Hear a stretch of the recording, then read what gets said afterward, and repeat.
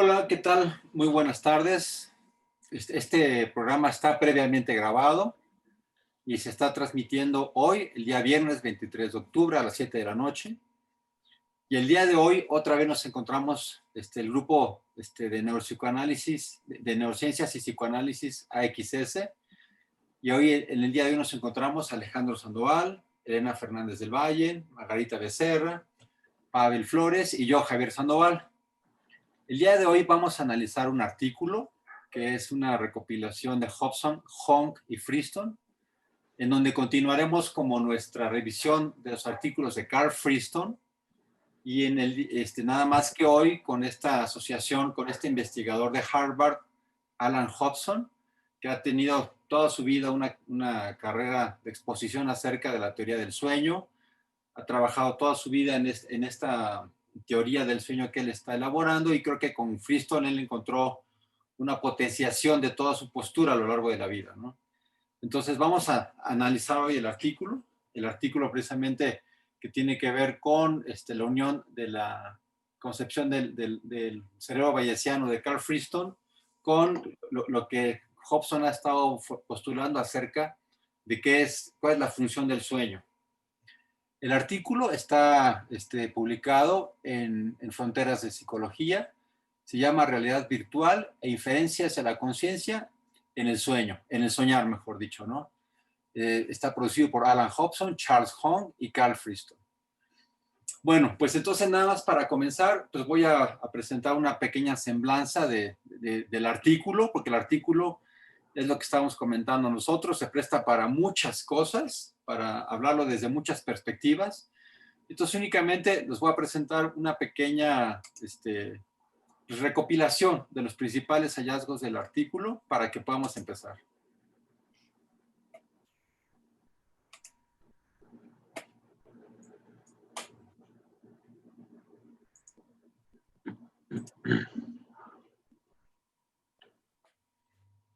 Bueno, muy bien.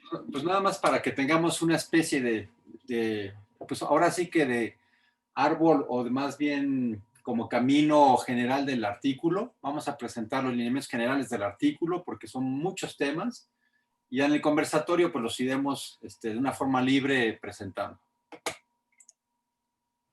Este es el artículo, como les decía, ¿no? Es la realidad virtual y las diferencias de la conciencia en el soñar.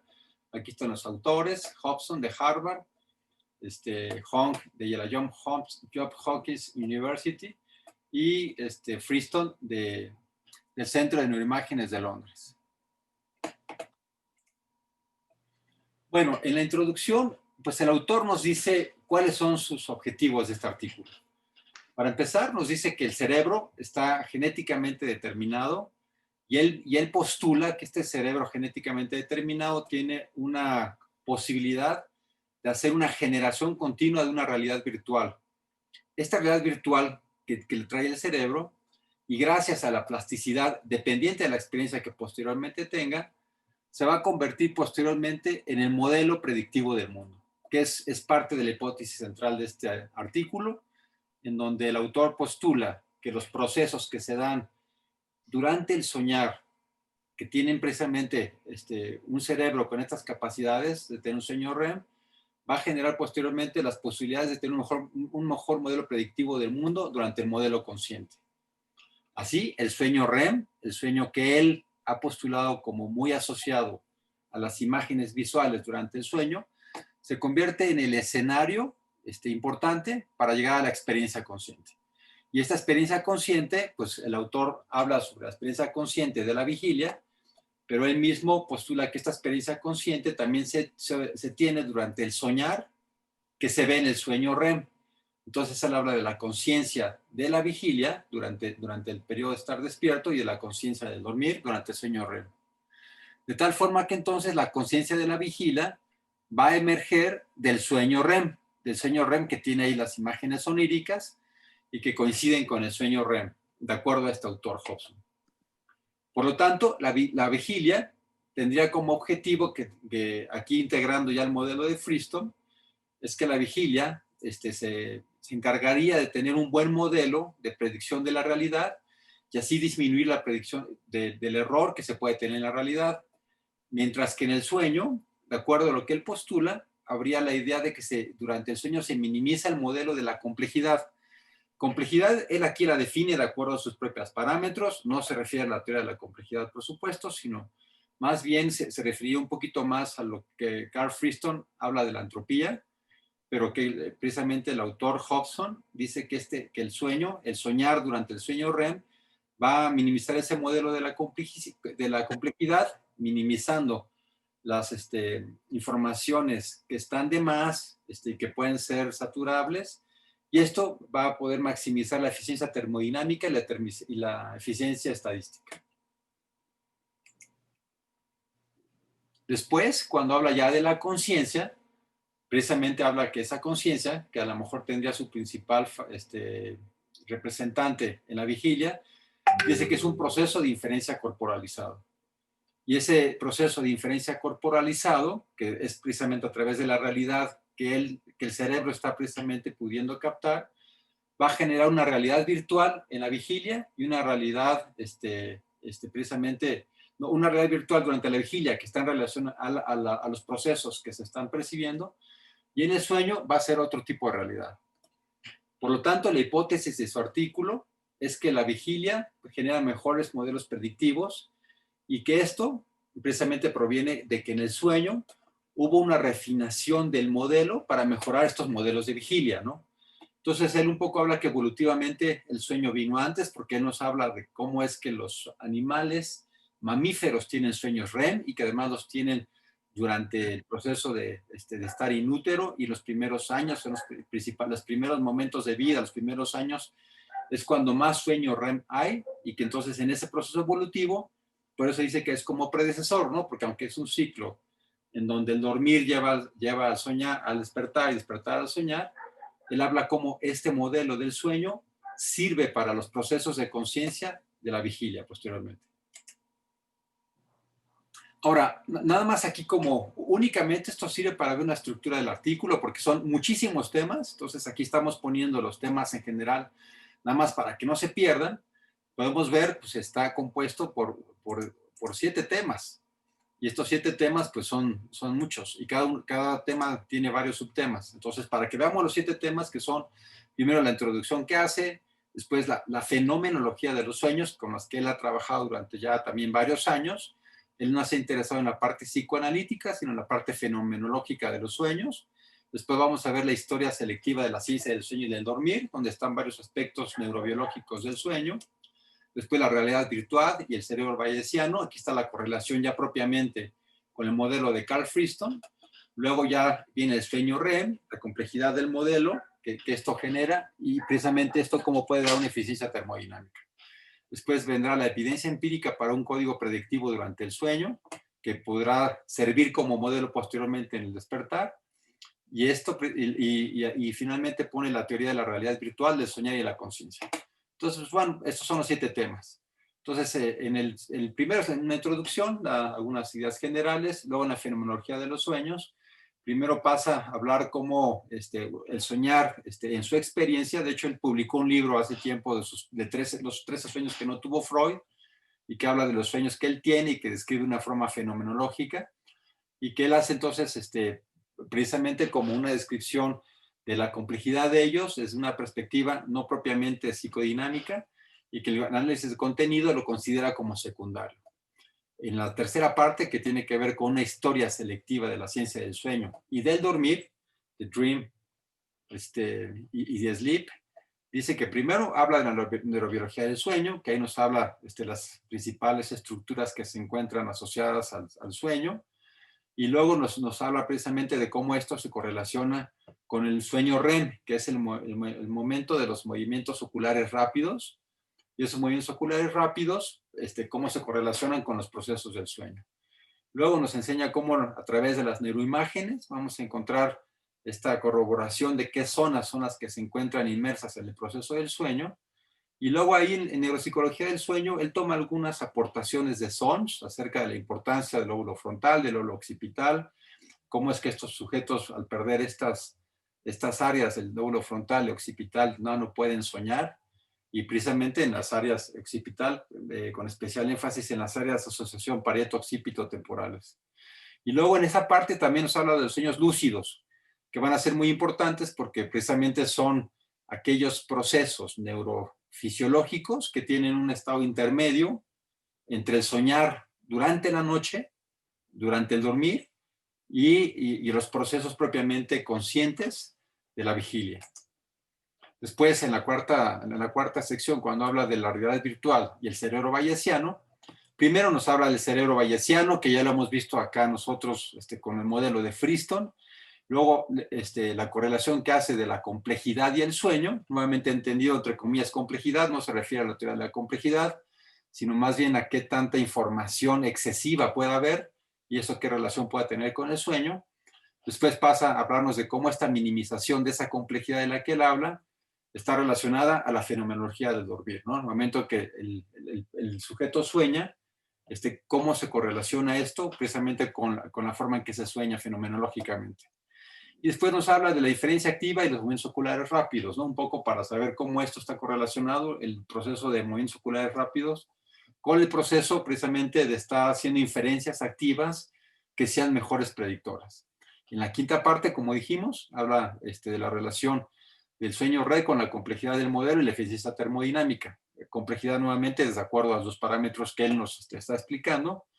Y en la sexta parte, ahí veremos ya 3 subtemas, esto que ya lo habíamos hablado, ¿no? La evidencia empírica para un código predictivo durante el sueño. Primero nos habla de cómo es que el sueño REM se da en un modelo de cámara cerrada, porque precisamente el sujeto no está en contacto con el medio ambiente, ni desde las vías sensoriales, ni desde las vías motoras. Después, cómo se hacen puentes neuromodulatorios, oscilaciones electrofisiológicas en este proceso. Y él se pregunta, ¿no? ¿El sueño REM representa la imaginería de dormir o lo genera?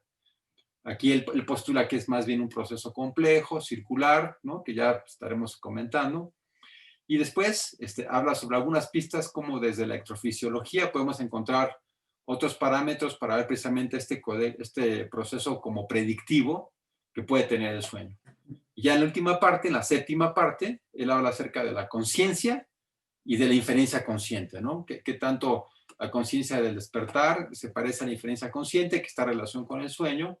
Y aquí ya discute los procesos jerárquicos que tanto habla Friston en su modelo de la teoría, de la teoría del funcionamiento cerebral que él tiene, y del soñar, el momento en que se duerme, pues esa es la única imagen que viene en el artículo. Podemos ver que precisamente que durante el sueño REM están conectadas las diferentes áreas, ¿no? La frontal, la pontina, la occipital, áreas parietales superiores, pero lo que él dice es que acá en las áreas, en el sueño REM, estaría precisamente esta área en inhibición. Y luego cuando habla del sueño lúcido, dice que se conectan más áreas frontales, que eso es lo que nos permite ver cómo que cuando estamos en el sueño lúcido, como que tenemos cierta conciencia de que estamos soñando, aunque no podamos tener una salida completamente del sueño, ¿no? Esa posición del sueño lúcido, donde cuando se conecta el lóbulo frontal, sí estamos conscientes de que es un sueño, pero no podemos controlar los movimientos ni el curso del sueño porque no estamos apegados a la realidad, ¿no? Y habla acá precisamente ya del estado de despierto, donde todo precisamente ya se encuentra conectado, pues. Y luego en las conclusiones que el autor dice de su artículo, dice, bueno, que la idea es que se pueda hacer una formalización del estado científico de la mente, que esto siempre se busca, ¿no? Que la mente tenga fundamentos estructurales científicos en la neurobiología del cerebro y que la ciencia del sueño que él tiene, o las propiedades del sueño, que aquí las describe, ¿no? Podemos ver muy diferentes desde esta perspectiva fenomenológica que la que tendría el psicoanálisis tradicionalmente al acercarse al sueño, que sería la imaginería visual interna, las creencias delirantes, el déficit cognitivo, el déficit en la conciencia reflexiva cognitiva, la desorientación, el impedimento de la volición y la pérdida de la memoria reciente, así como una hiperemocionalidad. Dice él que son características típicas de un delirium. Desde un delirium que nosotros vemos en la clínica psiquiátrica y neurológica en pacientes que están enfermos, pero que dice que lo interesante es que estas características que él ve fenomenológicamente se pueden estudiar bioquímicamente en esto que él llama delirium normal, que es durante el periodo de estar dormido, se producen todos esos síntomas que se tienen en un paciente con un delirio, pero que en este caso los podemos ver también fenomenológicamente durante el sueño. Por lo tanto, el acercamiento a la conciencia del dormir y a la vigilia ya podría entonces darse en estos dos componentes, ¿no? Como si la conciencia no fuera nada más la conciencia del estar despierto, de la vigilia, sino que la conciencia también sería, en otra variedad, estaría presente en el momento en que estamos durmiendo y soñando. Dentro de sus conclusiones, también dice que este tipo de aportaciones de la ciencia del sueño, pues contribuye a resolver el problema de la dualidad mente-cerebro. No la resuelve, pero contribuye a resolverla según el autor. Y él se pregunta, ¿no? ¿Es el sueño REM necesario para la conciencia?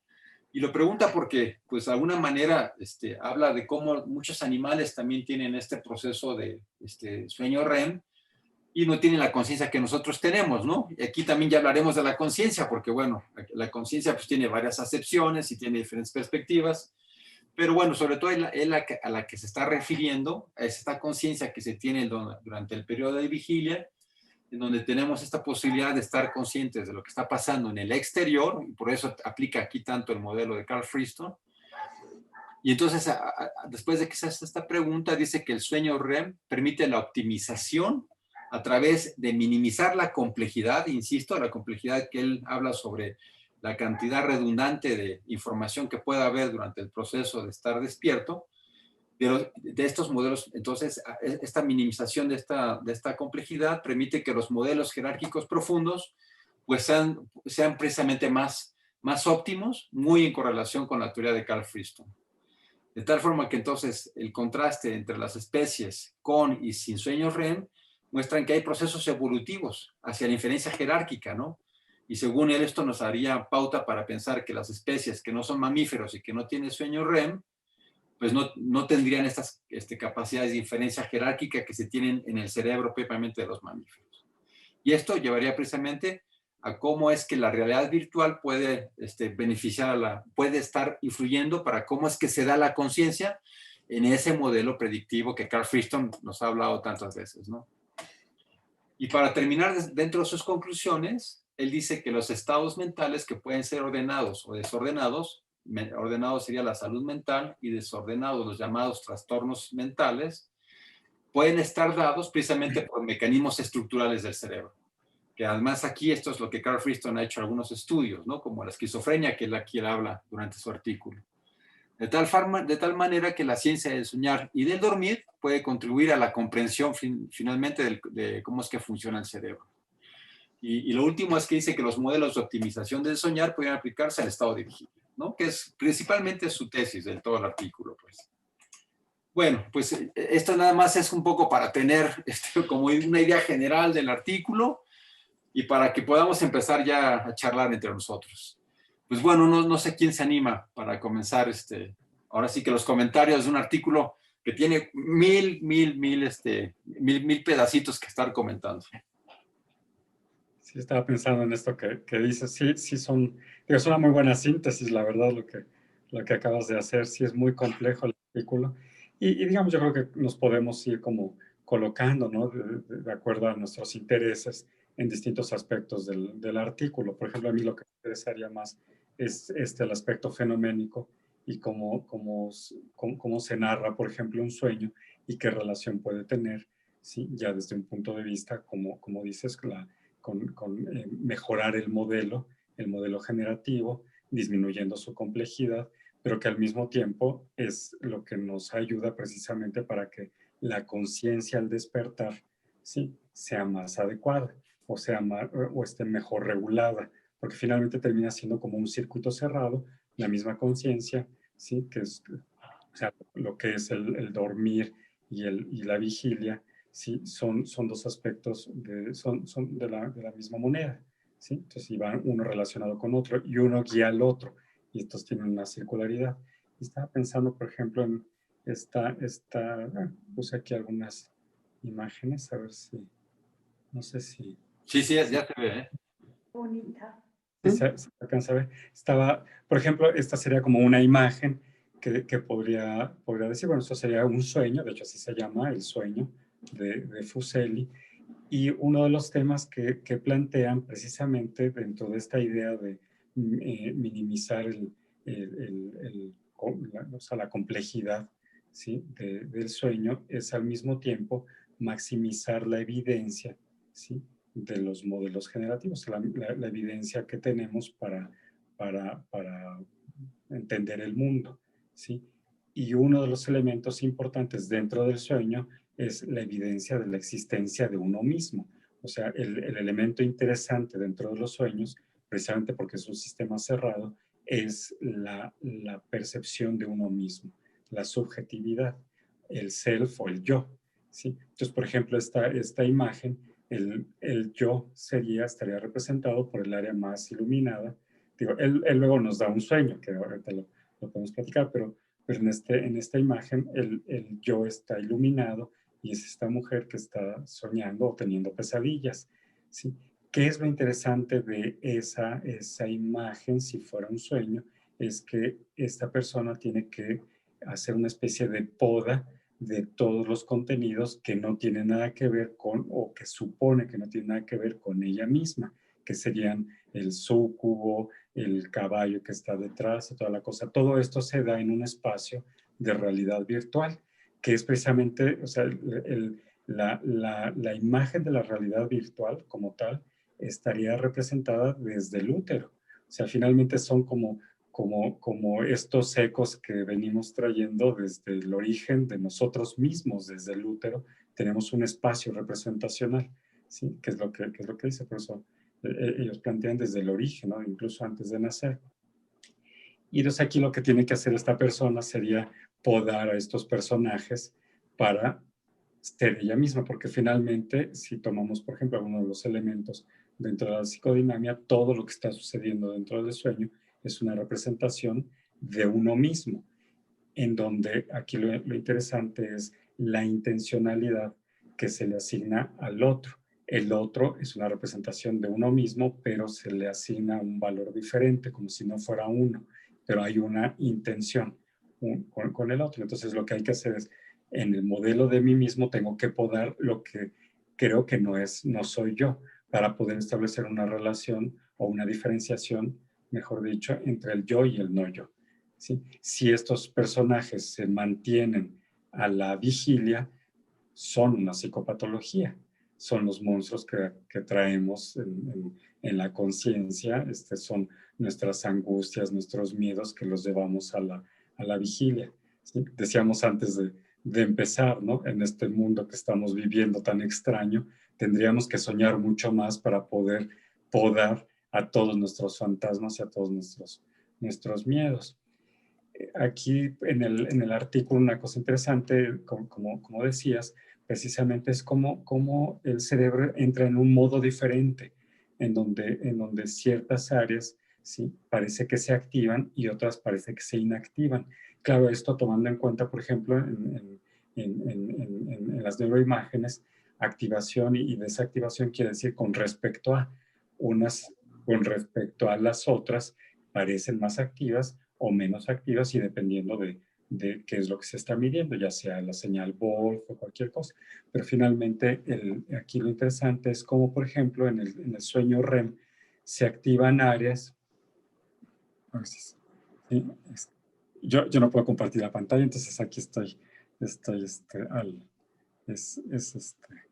Sí se ve, Alejandro. manualmente.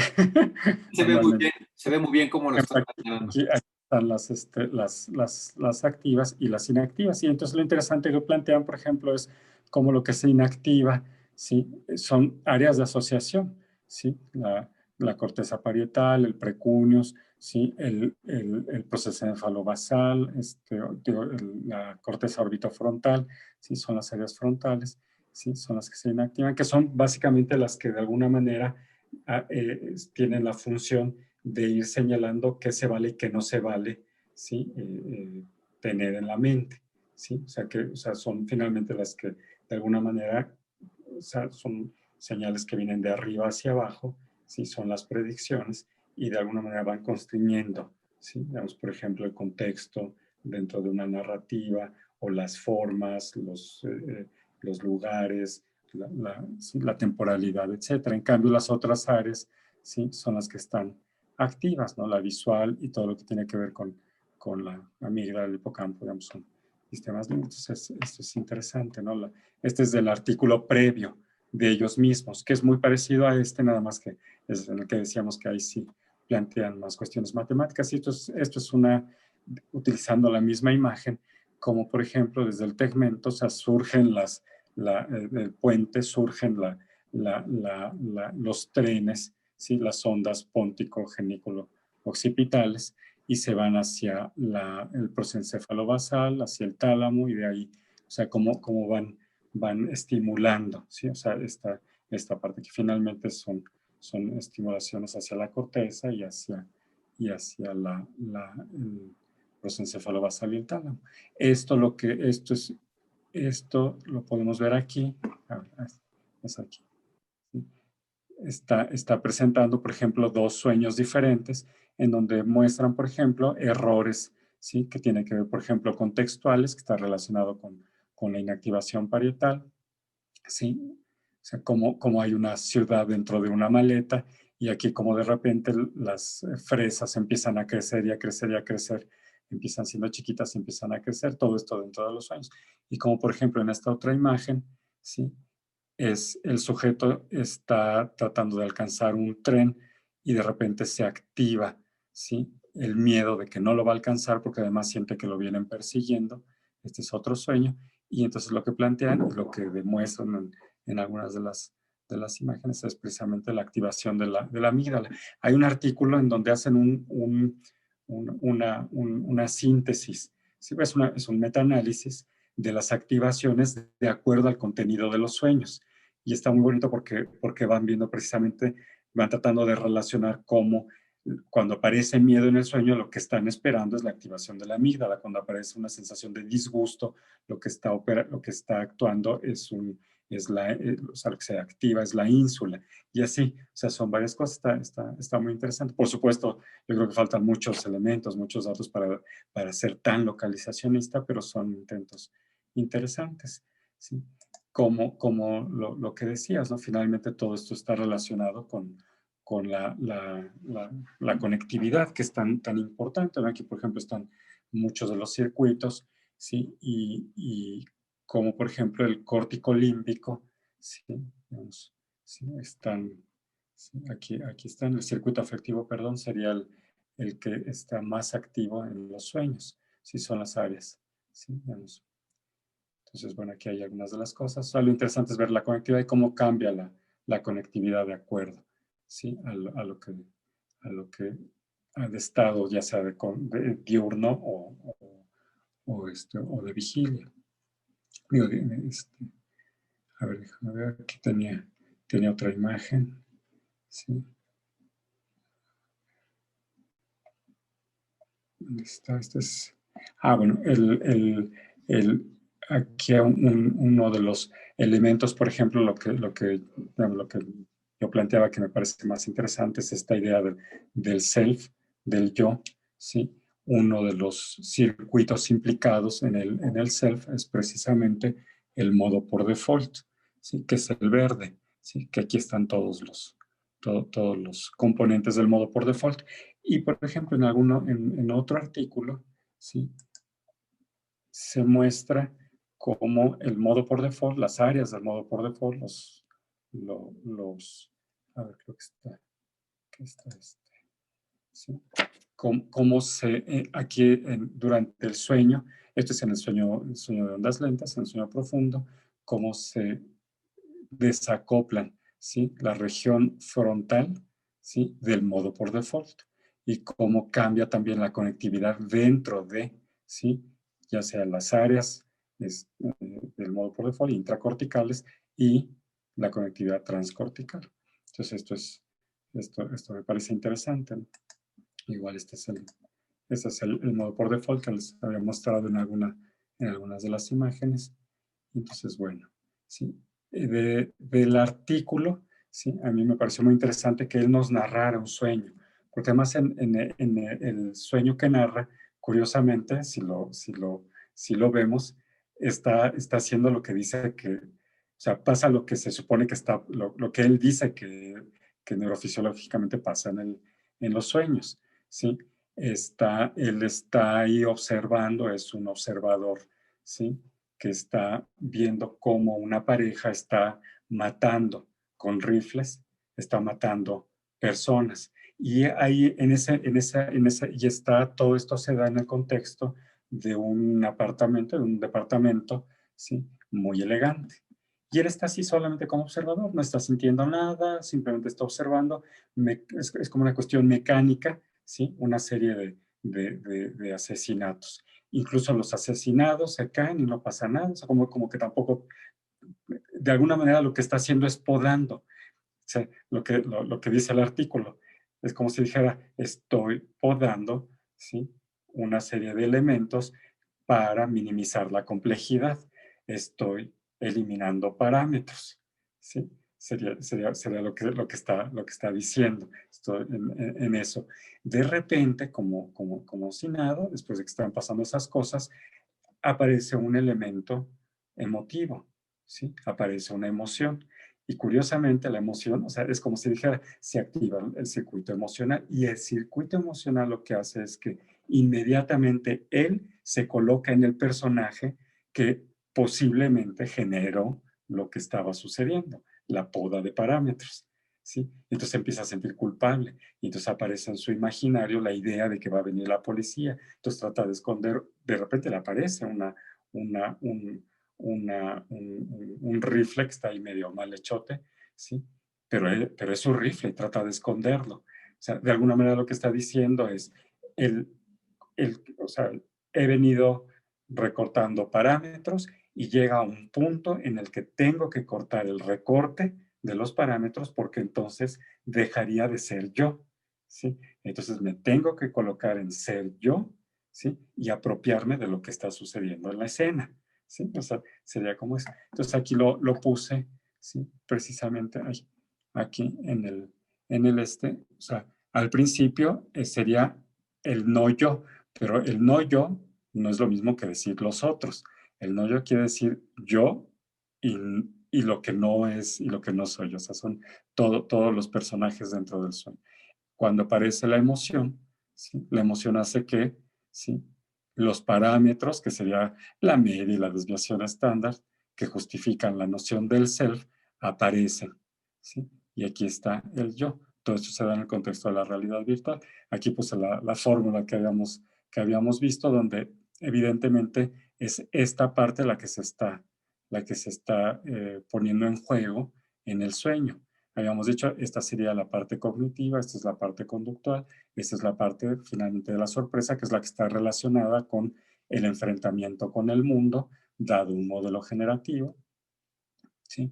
Y esta otra parte, que es lo que está pasando en el sueño, que es, ¿sí? La divergencia, ¿sí? Que sería minimizar la complejidad entre lo que supongo que son estados externos dentro del sueño, ¿sí? Y mi modelo del mundo, ¿no? Entonces aquí lo interesante Oye, sería ver. Alejandro, una pregunta. Es que ya no sé si no te escuché porque estaba yo viendo primero la fórmula antes. Estamos diagnosticando, estamos haciendo una gráfica en X qué y en Y qué hay. ¿Qué es lo que se mide X y qué es lo que mide Y? X, Aquí lo estoy poniendo en términos de la conciencia del sí mismo, ¿sí? Digamos. conciencia de sí mismo. Y el otro es el tiempo. ¿Sí? Y esto es en el espacio representacional. Obviamente le puedes poner el tiempo, pero es el espacio representacional, ¿sí? En la realidad virtual, ¿sí? Como, o sea, finalmente, dentro del sueño, uno es todo, ¿sí? Uno es todo el sueño. Lo que pasa es que ciertos aspectos de esas imágenes, uno las asigna como más yo y otras como menos yo, ¿sí? Que sería el no yo, ¿sí? Okay. Entonces, y lo que se tiene que optimizar es el yo, o sea, que es finalmente lo que me voy a llevar a la vigilia. A la vigilia lo que me interesa llevarme es aquel momento en el que yo me apropio de lo que está pasando dentro de mi sueño después de haber podado parámetros que ya no me sirven. O sea, al hacer una reducción de la complejidad. ¿Sí? Entonces, esta es una de las ideas que quería traer. ¿Sí? Digamos, porque, bueno, finalmente habíamos dicho, ¿no? O sea, la esencia del funcionamiento cerebral es estar en un estado constante de exploración para generar las predicciones de las futuras configuraciones neurales. Esto es válido, ¿sí? No solamente en la vigilia, sino también en el dormir. En el dormir también el funcionamiento cerebral está diseñado para las predicciones en el siguiente estado. Por eso muchas veces nos interesa mucho cuando despierta el sujeto, cómo despierta y cuál es la conclusión al despertar, ¿sí? Porque eso nos da una idea de qué fue lo que hizo con el sueño, ¿sí? Un paciente que estaba narrando es que tenía que elegir entre un sombrero hecha a mano y un sombrero de Louis Vuitton, tenía que escoger entre esos dos y era mi angustia que no sabía cuál voy a elegir. Curiosamente costaban 100 pesos cada uno de los sombreros y cuando se despierta lo que dice es, bueno, ¿y cuál era mi angustia si puedo comprar los dos? ¿Sí? O sea, como que se puede seguir, entonces esa es la idea. Y bueno, finalmente la imagen interna como un todo que una persona tiene de sí misma es el yo fenoménico, ¿sí? Se presenta en la experiencia consciente. De hecho, el yo fenoménico siempre se incrusta, ¿sí? en el modelo del mundo, ¿sí? Creando un centro de la experiencia del mundo representacional, ¿sí? Entonces, bueno, es parte de la idea, ¿sí? Déjame ver. Bueno, pues si quieres, eso ya nada más es para ver el ensamblaje y el mantenimiento de los procesos del self, ¿sí? Digamos, son todo lo que tiene que suceder para que se ensamble el self y muchas de las estructuras que se mantienen activas, inclusive que son evocadas por estos trenes, ¿sí? Pontogénico-occipitales, activan partes del self, especialmente los de la línea media. Bueno, pues no sé si, creo que aquí lo puedo dejar y platicamos, ¿sí? A ver, ¿cómo le hago? Ya. Sí. Pues muy bien, Fer. Muy bien. ¿Cómo ven? Pues yo le quisiera pedir a Alejandro que nos compartiera las referencias, porque está interesantísimo, pero estaban al pie de algunas de las imágenes, pero no las alcancé a apuntar. Ah, sí, las mando todas. Sí. Gracias, gracias. Sí. Sí.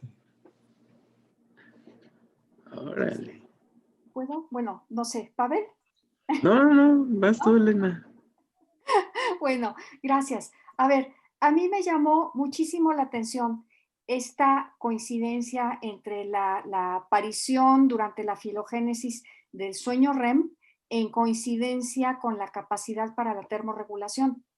Ajá, sí, es cierto. Como las aves tienen ya termorregulación y en ellas ya hay indicaciones de que existe el sueño REM. Entonces, desde ahí hacia arriba en la escala filogenética. Entonces,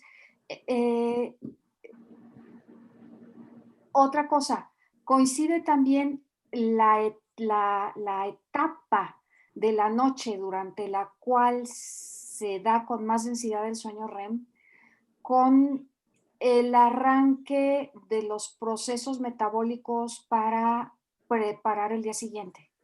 Es decir, síntesis hormonal y toda esta serie de cosas que nos hacen, si están bien ordenadas, nos hacen que despertemos sintiéndonos frescos y fuertes y listos para enfrentar lo que sea, ¿no? Y como todo este es como el sustrato neurobiológico de ese self que también va a entrar en la escena de la vigilia cuando despertamos. Bueno, otra cosa, esto me pareció bellísimo y como muy digno de explorarse en detalle. ¿Qué tanto necesitas una serie de movimientos oculares rápidos, bien ordenados, bien coordinados, para estar generando esta sensación de que eres tú quien está en un mundo tridimensional, en donde te mueves, en donde actúas, en donde tienes el dominio de los objetos que te rodean? Como si esto no está presente, si se descontrolan un poquito, como sucede cuando estamos trabajando, viendo personas en la pantalla y no podemos hacer un contacto visual directo, ¿no? y estamos todo el tiempo distrayéndonos con nuestra imagen que está ahí en un cuadrito al lado, que si estamos nada más un ratito como ahorita, no importa, pero si son muchas horas, y si esa es la única forma de interacción que tenemos con el mundo, ¿qué nos puede pasar? ¿Qué tanto se deteriora la calidad de nuestra experiencia subjetiva, de nuestra experiencia de contacto con el mundo? Claro, por eso hay que generar sacádicos, que es lo que dicen, que son los equivalentes. Estar Ajá. viendo hacia todos lados, hacia el arbolito, hacia regresar a la pantalla y todo eso, precisamente para que no pase eso. Ajá. Y por cierto, Elenita Feite, de eso que estás comentando, yo quería comentarte, estaba precisamente empezando a leer este libro de Mark Auge acerca de la guerra de los sueños, donde Ajá. precisamente el autor habla, habla de varias cosas que ahorita quería comentar, pero de lo que estás diciendo, la guerra de los sueños tiene que ver exactamente con lo que estás planteando, ¿no?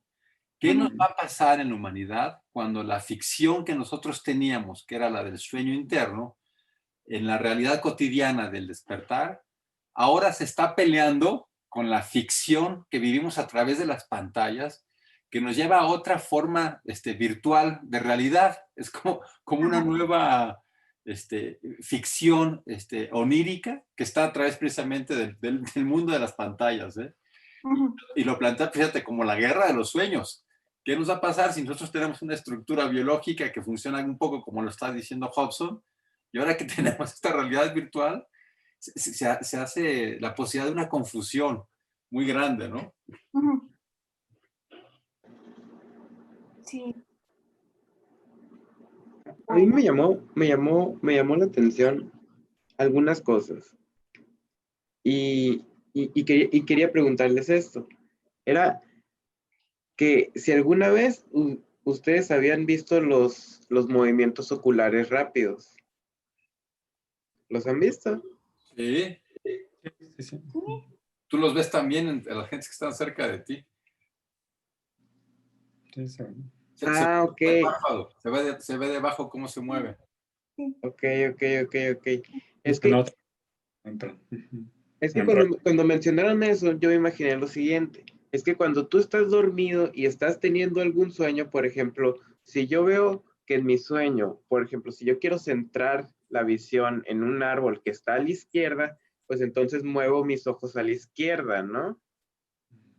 O, pues si yo quiero centrar mi visión en algo, pues muevo mis ojos pues a otro lado, ¿no? Entonces, lo que quería preguntar era, ese movimiento de ojos que según yo se da en el sueño, si el paciente está, si alguien está dormido y le abres el ojo, ¿cómo se ve? O sea, se ve como si sí estuviera viendo algo o se ven como cosas como más como aleatorias, como que si empezara como a hacer así o empezara como a vibrar o algo así como raro, ¿no? Se ve como más natural. No, son movimientos rápidos, ¿no? Donde está el ojo Movimiento. moviéndose así. Si tú te fijas cómo está una persona durmiendo, vas a ver debajo de los párpados cómo se están moviendo de una forma rápida los ojos. Estos movimientos sacádicos que se llaman, son movimientos muy rápidos, desorganizados, no son movimientos específicos como si estuvieran viendo algo en la realidad, sino son movimientos muy rápidos. Y tú ves a una persona que está durmiendo, vas a ver los párpados cómo se mueven.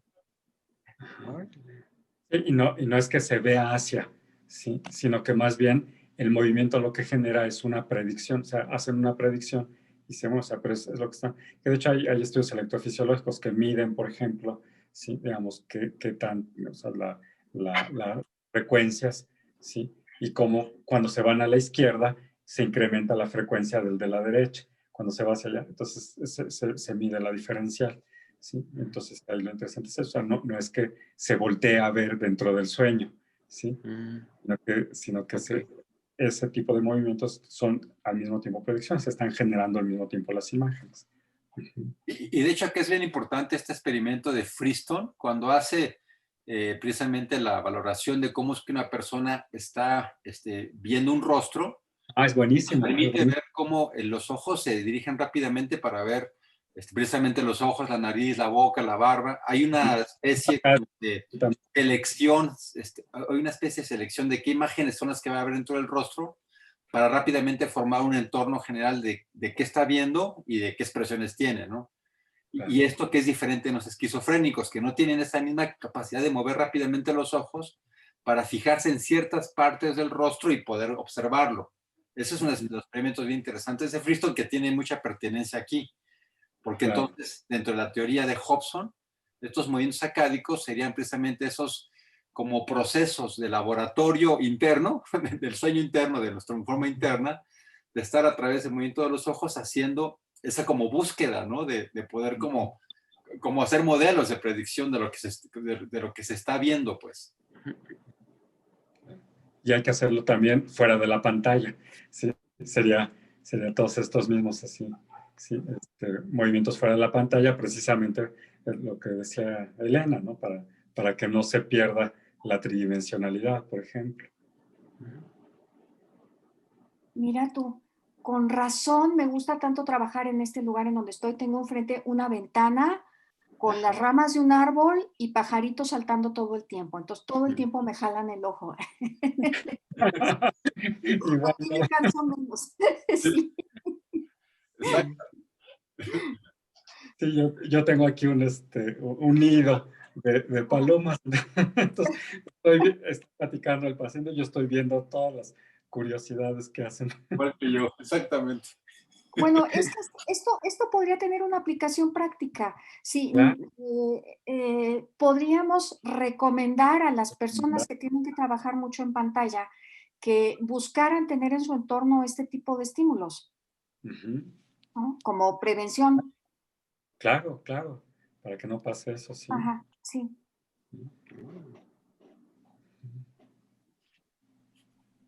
A mí me llamó la atención varias cosas del artículo. Uno es que, bueno, ustedes los psicoanalistas me van a decir, porque durante años el trabajo en psicoanálisis, pues es la búsqueda del inconsciente, y los sueños, pues era una forma de entrar hacia el inconsciente. Y estos autores nos hablan del consciente y cómo a través del sueño se puede ver el consciente. Incluso proponen una hipótesis sobre dos estados de conciencia. Uno que es el estar despierto y el otro estado de conciencia que es el estar dormido. Y que ambos estados de conciencia están separados, pero que muchas veces pueden también estar unidos y pueden estar híbridos. Entonces eso a mí me sorprendió muchísimo en poder entrar al estudio de la conciencia, incluso a través de los sueños, ¿no? Porque se abre todo un panorama amplísimo de qué es la conciencia. Y esto que decías, Alejandro, que me gustó mucho, tus imágenes y la introducción también que nos comentaste, del cerebro, del modo default, el modo de efecto, ¿no? De que es un cerebro que se ha observado, que está pues bastante activo, incluso en el estado de reposo. Y también se ha observado que los meditantes, los que meditan, su cerebro está en default, o sea, que es también muy interesante porque por ahí muchos han intentado investigar el estado de conciencia a través de la meditación, ¿no? No sé ustedes, tú Elena, que has estado a veces comentando algunas cosas de estos aspectos de la meditación, ¿ustedes qué piensan? Bueno, es que a lo mejor estás centrando uno de los puntos más como polémicos, porque precisamente Hobson, que tiene una trayectoria de toda su vida analizando los sueños y que nos ofrece artículos como pues sí entra en una pugna científica Mark Solms, que es el psicoanalista que escribió sobre los sueños y directamente desargumentando Hobson. Y lo primero que él habla es que precisamente cuando se hizo esta visión de cómo es que cuando había el movimiento ocular rápido existían los sueños que uno tenía, las imágenes oníricas, él lo primero que hizo fue ver que cuando se hizo este estudio, que lo hizo primero Fulkes, hace ya creo que 1940 y tantos, ¿no? O 50 y tantos, lo que señalaba Solms es que Fulkes hablaba de que en efecto había una concordancia alta entre el movimiento ocular rápido y las imágenes oníricas. Pero después haciendo la retrospección de los datos, se encontró que hay muchos sueños de imagen onírica que no se encuentran en el movimiento ocular rápido, de tal forma que aquí hay todo un debate científico, porque toda esta postura de Hobson tiene que ver con que el movimiento ocular rápido genera las imágenes oníricas con toda esta realidad virtual que va a servir luego para el proceso consciente de la anticipación. Y Solms publica los artículos donde nos hace ver que hay muchos sueños que se pueden dar en las primeras etapas del sueño. De hecho, inclusive él habla de que es frecuente tener sueños muy rápidos, que la gente empieza a soñar muy rápidamente en donde estás apenas en la etapa de la fase 1, 2, 3 del sueño, y no has entrado al sueño profundo con movimientos oculares rápidos.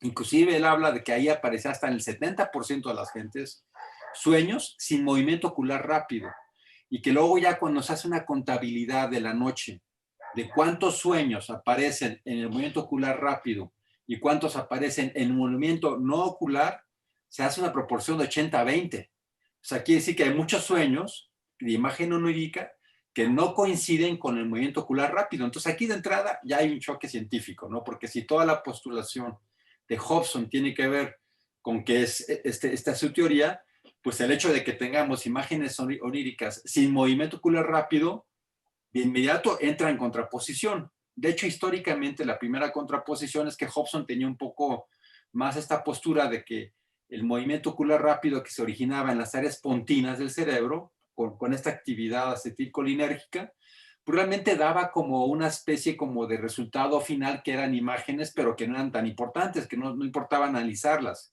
porque coincidían con esto. Después, ya saca todo esto Solms y entra en controversia sobre esta visión de que no todos los sueños de imagen onírica se dan dentro del movimiento ocular rápido. Y luego creo que ahorita con esta como sinergia que hizo con Friston, pues nuevamente se repostula Hobson con una visión que es la que estamos viendo en el artículo, ¿no? Pero esa primera polémica es muy interesante porque ahí es donde Solms precisamente habla de cómo es que, como no podemos achacarlos tan directamente a ese movimiento ocular rápido, pues habla de que a lo mejor tendría también simplemente matices epistemológicos, porque él finalmente sí está hablando de realidad virtual Hobson, y Solms, que también tiene formación psicoanalítica, pues hablaría mucho más, ya no de la fenomenología del sueño, sino de la psicodinamia del sueño, en donde todas estas cosas que acabamos de ver en la introducción, ¿no? Si tiene memoria o si no, si es delirante, si es creencia inadecuada, si es fuera de tiempo, espacio, etcétera, pues ya no tendría tanta importancia como el contenido, en donde ya a nivel psicoanalítico pues se da más importancia a los procesos interpretativos del sueño, ¿no? Entonces, de entrada ahí hay una diferencia muy clara. Ahora, yo también creo que desde mi perspectiva, ¿no? Creo que cada uno está haciendo una contribución desde un lugar diferente, y aunque tú también ya no puedes mantenerte en esa misma postura de todo lo que estás diciendo, si tienes sueños, imágenes oníricas, sin sueños REM, pues ya no puedes nada más decir esto, porque científicamente te están escapando algunos, ¿no? Y esos otros tendrían otra función. Y luego lo que vio Solms es que más bien gentes, por ejemplo, que se les producía la leucotomía, ya no soñaban. Y Solms también hizo experimentos donde al momento de inyectarse material dopaminérgico a los individuos, se incrementaba el sueño. Entonces también él hablaba cómo era muy importante esta área, en donde precisamente él lo relacionaba al proceso de búsqueda, ¿no? Y la búsqueda también que originaba sueño. Es como un reflejo de búsqueda, que es lo que vimos en el artículo pasado, que es ese sustrato básico emocional para la búsqueda, como pareciera que la búsqueda origina el sueño también dentro del mismo circuito cerrado. Pero mi opinión es que la diferencia principalmente es epistemológica, ¿no? Creo que no, me parecería que cada uno está haciendo contribuciones diferentes. Y si somos científicos de veras, de veras de la teoría de la complejidad, ¿no? No de lo que está hablando aquí Solms, porque digo Hobson, porque él habla de la complejidad más bien en la cuestión de imagen redundante, ¿no? De mucha información. Si de veras nos vamos con la teoría de la complejidad, pues cada epistemología te da cosas diferentes, ¿no? Digamos a Calderón de la Barca con La vida de sueño, que nos dijo tantas cosas, ¿no? En su propuesta literaria, ¿no? Donde a lo mejor el sueño a veces es más realidad que la realidad en función de cómo está viviéndolo literariamente, no nos deja de decir muchas cosas y la interpretación psicoanalítica nos dice otras cosas. Entonces, de entrada, lo que creo que estamos acá es ante la tolerancia epistemológica, donde cada el conocimiento contribuye de forma diferente, ¿no? Pero a nivel científico, aquí sí hay un problema con Hobson, porque si tú postulas todo eso desde el sueño REM, pues resulta que hay gentes que sueñan sin sueño REM. Entonces eso sí es científica, o sea, viéndolo positivistamente, de forma científica, ahí tiene un problema todo el postulado de Hobson. Sí, a mí me parece esto muy interesante lo que tú comentas, porque efectivamente, por lo menos lo que yo aprendí hace muchos años, que la parte onírica estaba muy relacionado con el sueño REM y con esto de la atonía, pues, ¿no? Que solamente los músculos oculomotores eran los que no estaban en atonía y que la hipótesis que yo tenía, porque así lo había leído, era que era para no actuar los sueños, ¿no? Porque incluso en muchos pacientes con demencias, por ejemplo, las demencias por cuerpos de Lewy, en algunas demencias de Parkinson, muchos años antes de iniciar ya los procesos de demencia hay parasomnias, ¿no?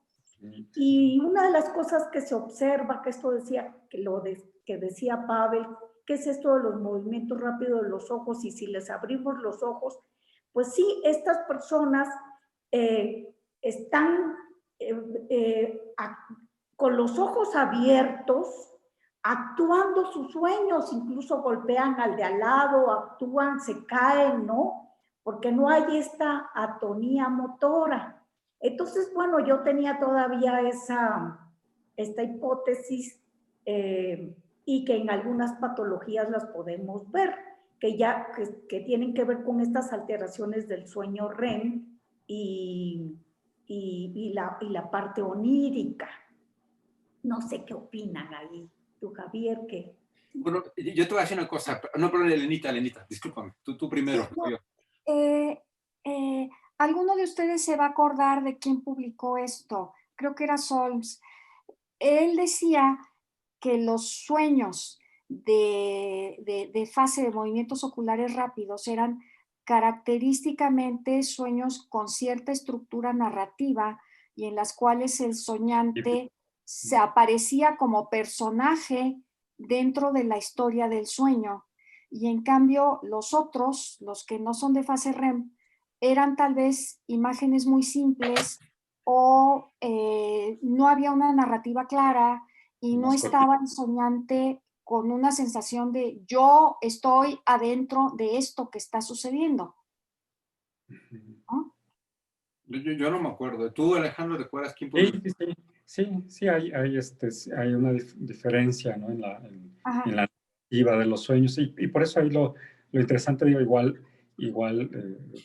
con el tiempo esto lo van a ir refinando, pero finalmente el REM, sí, lo que quizá ahí se mantenga la idea de que es para minimizar la complejidad y por eso hay que sacrificar la termorregulación, ¿sí? Y en el otro probablemente no, porque a lo mejor lo que se puede hacer es recrear el resultado de, ¿sí? Digamos, es que, o sea, debe de haber una relación entre un estado y el otro, porque es un continuo, ¿sí? Digamos, así como también está planteando que finalmente todo esto también se lleva a la vigilia y de la vigilia se lleva al sueño. Entonces es un continuo, es lo que dice, ¿no?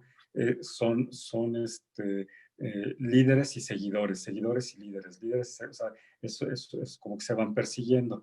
Todo esto está diseñado precisamente para posicionarnos en el mundo de manera consciente, vamos a ponerlo así. Entonces, pero finalmente así debe tener un valor. Y sí, como dice Javier, sí es cierto, hay muchos estudios, ¿no? En donde se ven todos estos porcentajes y eso, pero sí la cualidad varía, como dice Elena, sí cambia la imagen. Sí, por ahí tengo un artículo, hay un artículo interesante donde habla sobre los sueños de Descartes, ¿sí?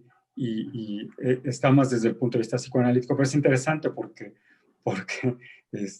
Descartes que él dice, ¿sí? Que su teoría comenzó precisamente a partir de un sueño, y el sueño parece, como lo narra, parece un sueño, una alucinación hipnagógica, ¿no? Hipnopómpica, ¿sí? O sea, parece una alucinación, pero él lo interpreta como que viene el espíritu de la sabiduría a decirle, ya despiertas algo, sí, como entonces se lo toma ahí, y a partir de ahí empieza a escribir todos sus sueños, y varios de sus sueños los relaciona con su teoría, que termina siendo pienso, luego existo, ¿no? Digamos, es una cosa muy curiosa, ¿no? El pienso, ¿sí? Digamos, y esto que decía, ¿no? Margarita, ¿no? Finalmente, los sueños serían la vía regia para la conciencia, la conciencia dentro del sueño y dentro de la vigilia, ¿no? Pero bueno, entonces, oye, nada más para contestarle, Elenita, mira, aquí tengo el libro de Solms, que es El cerebro y el mundo interior, y él habla precisamente de cómo el sueño no REM sí es igual. Dice que inclusive el 50% de los despertares en sueño no REM se dan al principio del proceso de dormir. Y luego inclusive te tiene aquí Solms, dice actualmente, inclusive Hobson fue quien más perdió con estos hallazgos, confirmó que estos sueños no REM son imposibles de distinguir bajo cualquier criterio de los sueños REM. Hobson, año 1988. O sea, según esto, lo que está diciendo Solms, no habría ninguna diferencia entre los sueños REM y sueños no REM, ¿eh? Y la referencia que viene de Hobson de 1988 es el libro de Hobson, The Dreaming Book, The Dreaming Brain. Entonces ahí, por ejemplo, acá según esto no habría diferencias, ¿eh? Esto también es interesante. Ahora, de todas maneras, yo creo que los dos están de acuerdo que mientras más se va involucrando al frontal, como en los sueños lúcidos, hay más esta sensación de este self, de este yo que está en acción, ¿no? Eso sí, pero en la complejidad, según lo que dice Solms, ¿no? Entonces sería muy importante buscar esa referencia, Elenita, porque nos daría tal vez otras formas de poder discutirlo, ¿no? Sí. Oye, qué interesante, pero entonces aquí mi pregunta, ¿no? Es ¿por qué el REM? O sea, hay una atonía y en los otros no REM, los sueños no son actuados, o sea, ¿qué pasa pues? O sea, digo, me quedo ahí con esta pregunta, ¿no? Porque parece que el REM también, pues sí, regula pues toda esta parte regulatoria de la regulación de la temperatura del cuerpo, ¿no? Y yo me fui asociando cosas con esto de la temperatura del cuerpo. Muchos fallecen en la madrugada, ¿no? Y entonces yo digo, ¿tendrá que ver con el REM? Digo, ya estoy haciendo asociaciones libres. Pero fíjate que yo ahí también me parece que el artículo, cuando habla de la termorregulación, lo saca como un dato, pero luego creo que por lo menos en este artículo, no sé si en otro, no nos ofrece tampoco ya una explicación o alguna serie de datos que sí nos hablen de qué correlación hay entre la termorregulación o no y los sueños, porque más bien sale como un dato, ¿no? Y a la mera hora, también lo que me parece que confunde un poco es que él mismo utiliza la termorregulación para hablar de la termodinámica, de la energía libre que está utilizando Freestone, pero ahí me parece que sí es confundir un poco las cosas, porque cuando hablábamos de energía libre de Freestone, pues Freestone tiene muy claro que no se está refiriendo a energía eléctrica, calorífica, sino cuando está Friston refiriéndose al término de energía libre en su fórmula, él se refiere a información. Es una forma de transducir la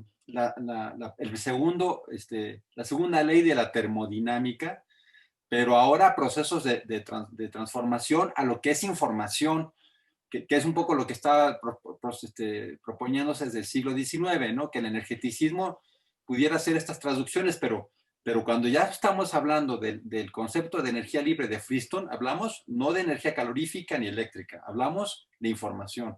Y luego por eso creo que ahí esa parte, por lo menos a mí me parece, que sí queda como no bien explicada, porque el hallazgo es interesante, pero no me parece que ese apartado Hobson dé como una formulación clara de qué relación tiene la termorregulación o no con toda esta conceptualización de la teoría de la complejidad. Digo, de la complejidad no en el sentido de la teoría, sino de disminuir la complejidad, pues. Entonces ahí sí me gustaría ver si hay otro artículo, ¿no? Que nos hiciera más, pues, esta correlación, ahora sí más científicamente, para que viéramos algo interesante, pues.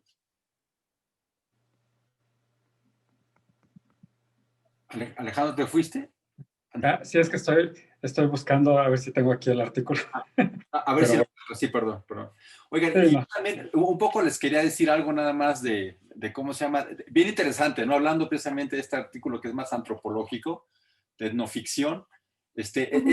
Lo que resulta muy interesante es que estos postulados de Hobson que está haciendo en este artículo, que son ya conciencias neurofisiológicas, fíjense lo que dice aquí este autor, ¿no? Que también, que es lo mismo, simplemente con observaciones etnoficcionales, ¿no? Que así le llama él.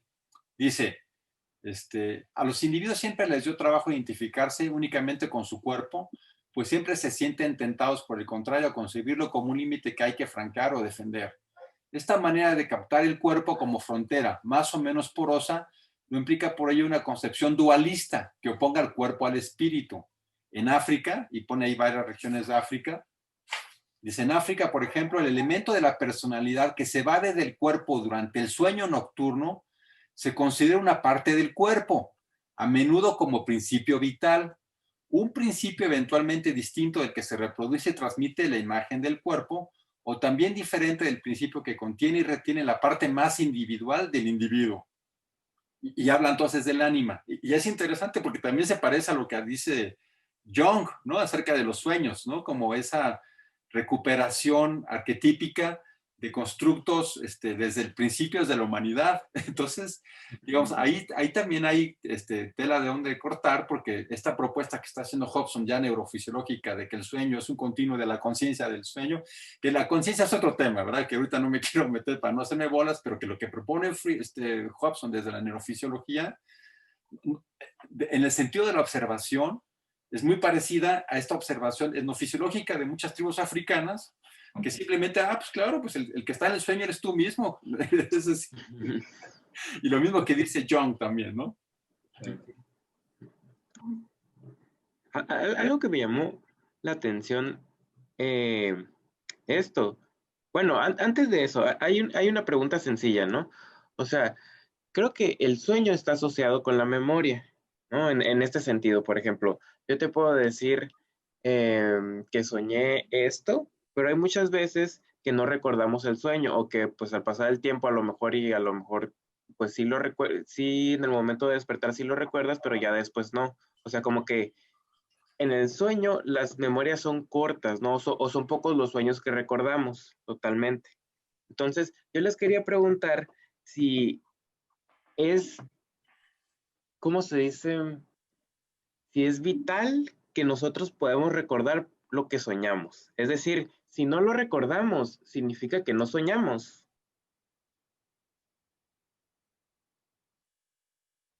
Uy, pues. No, probablemente sí se sueña.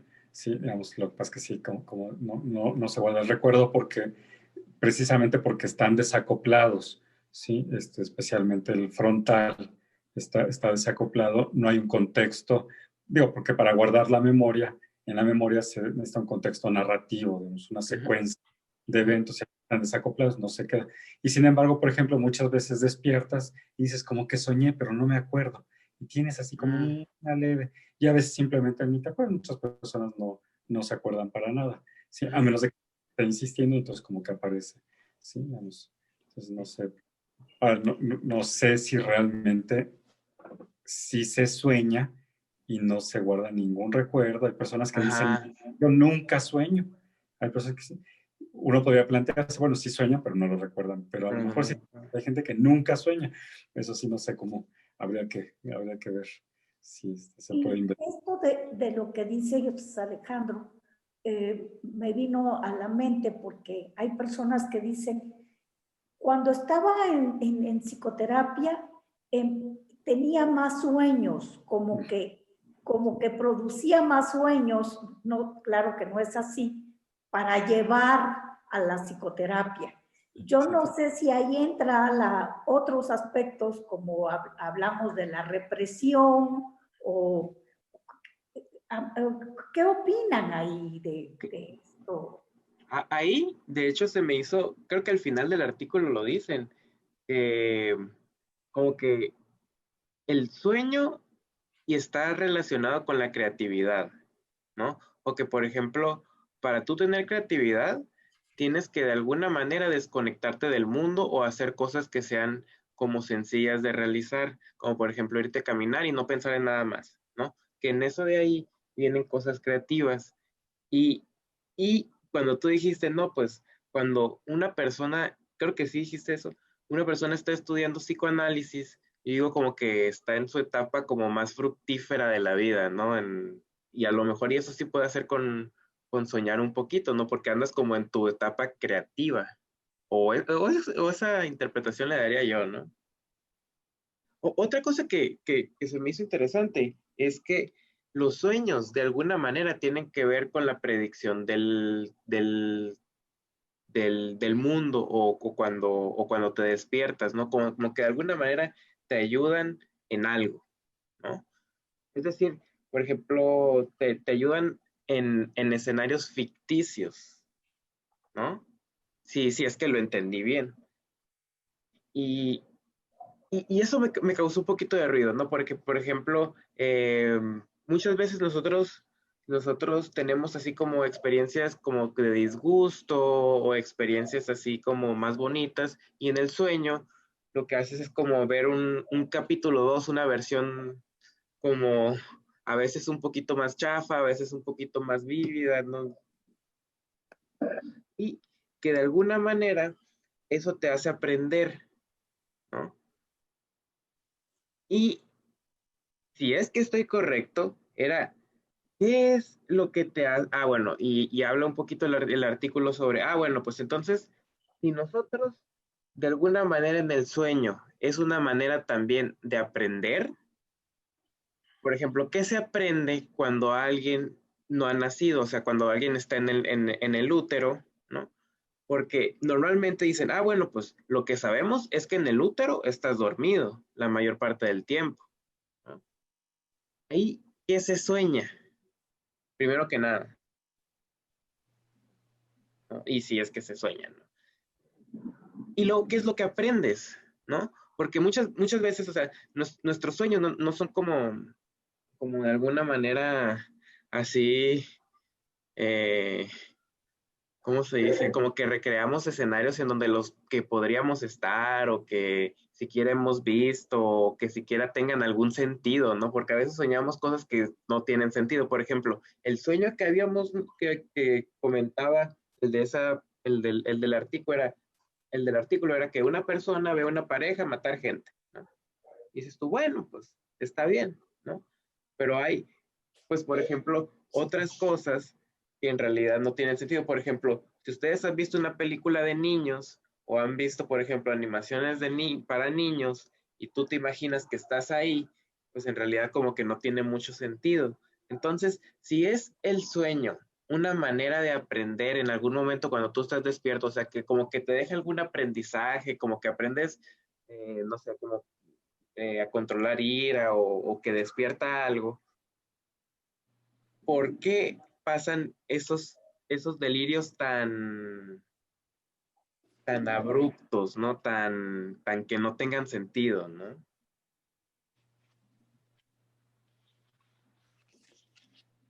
Interesante. Elenita. Bueno, sí, con la cuestión del sueño fetal, Hobson plantea que tal vez lo que utiliza el feto durante su sueño REM es todo el desarrollo de la propiocepción Claro.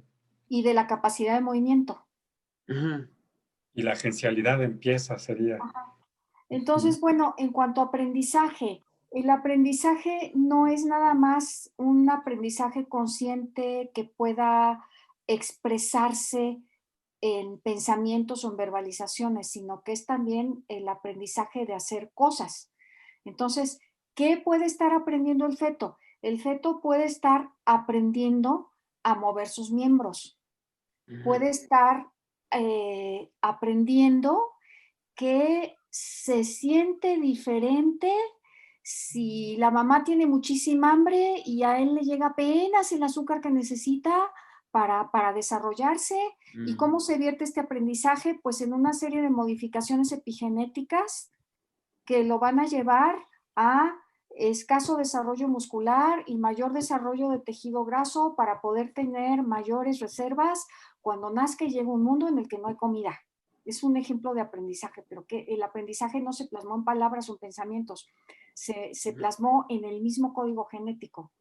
Bueno, ahí te estoy hablando de vida fetal, pero si estamos hablando ya de personas adultas que tenemos una vida consciente muy complicada, con pensamiento, con movimiento, con palabras, ¿qué se puede estar aprendiendo? Si estuve aprendiendo a andar en bicicleta durante el día, en la noche se va a facilitar el aprendizaje porque durante el sueño REM voy a volver a activar todos esos circuitos motores que sirvieron para que yo anduviera en bicicleta, lo cual me va a hacer más fácil volverme a subir a la bicicleta al día siguiente.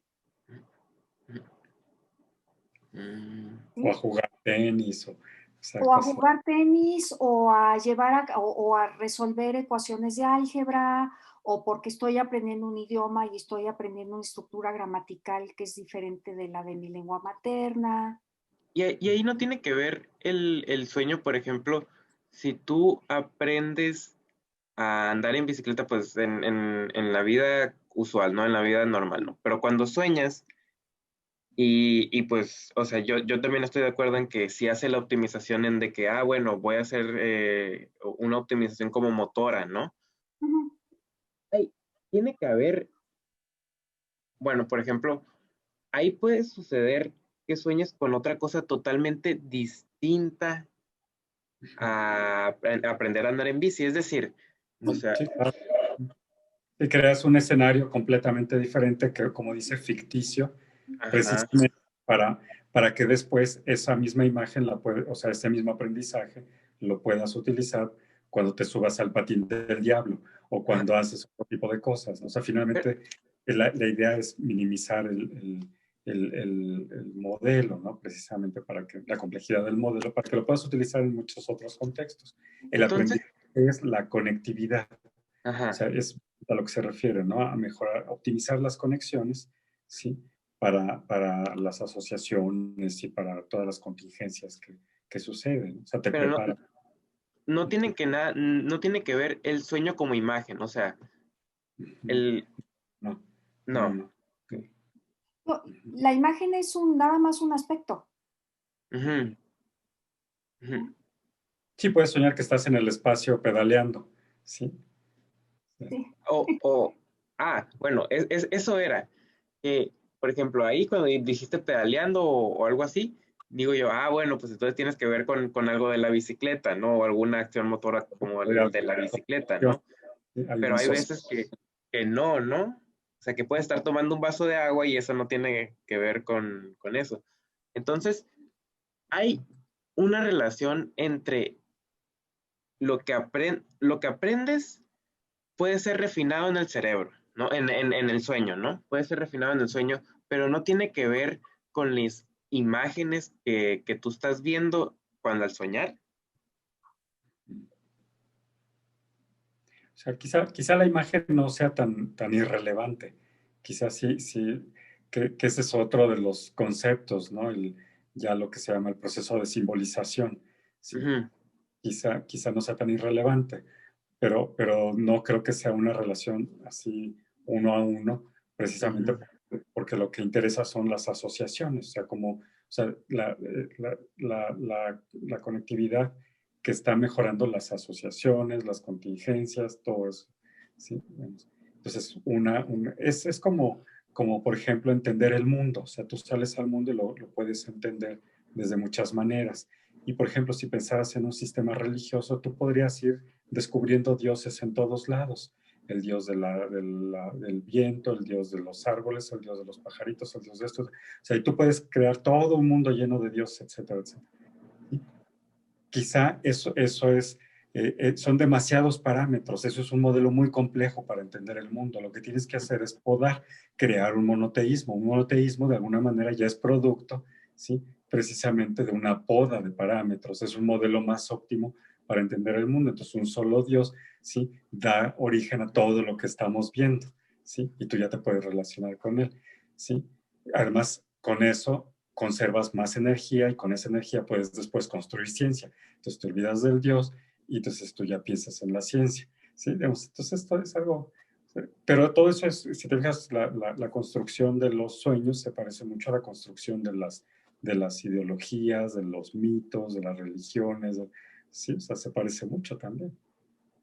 Y ahorita estoy pensando en esto que dices, Pavel, sobre las imágenes. Entonces es cómo sueñan los que son ciegos de nacimiento. Ah, sí, también. ¿Cómo sueñan? Porque hay una diferencia en que el que es ciego, que cegó después de ver, ¿no? Al que es ciego Ciego, de ciego, nacimiento. ciego, ciego. Ahora, yo quería hacer acá una distinción de todo esto que decía Margarita, ¿no? Porque me parece que en efecto cuando hablamos de neurociencias, la vez pasada que estábamos ya empezando a hablar de Panksepp, acerca de cómo es que se dan los procesos en las neurociencias y cómo estas emociones básicas que todos compartimos, al momento en que se cabalgan a áreas corticales, como en el cerebro humano, sí me parece que hay como una forma en que se van matizando esas como emociones básicas, y en el humano, por su evolución cortical, adquieren como algunos aspectos más finos, en donde ya no tenemos nada más como los 7 elementos básicos de Panksepp, ¿no? Sino que nuestras emociones son mucho más finas y nosotros ya entonces podemos hablar de odio, de envidia, pues de emociones que tienen más que ver con lo cotidiano emocional, porque ya están cabalgando en un área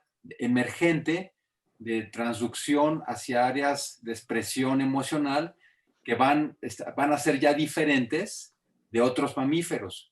Y sobre todo porque en esto que planteaba Margarita, me parecía que sí habría que pensar que cuando estamos hablando de neurociencia, estamos hablando de ciertas formas de conocimiento, y que tanto Hobson como Friston han tenido más propensión a hablar desde las neurociencias, como con una tendencia más cognitiva.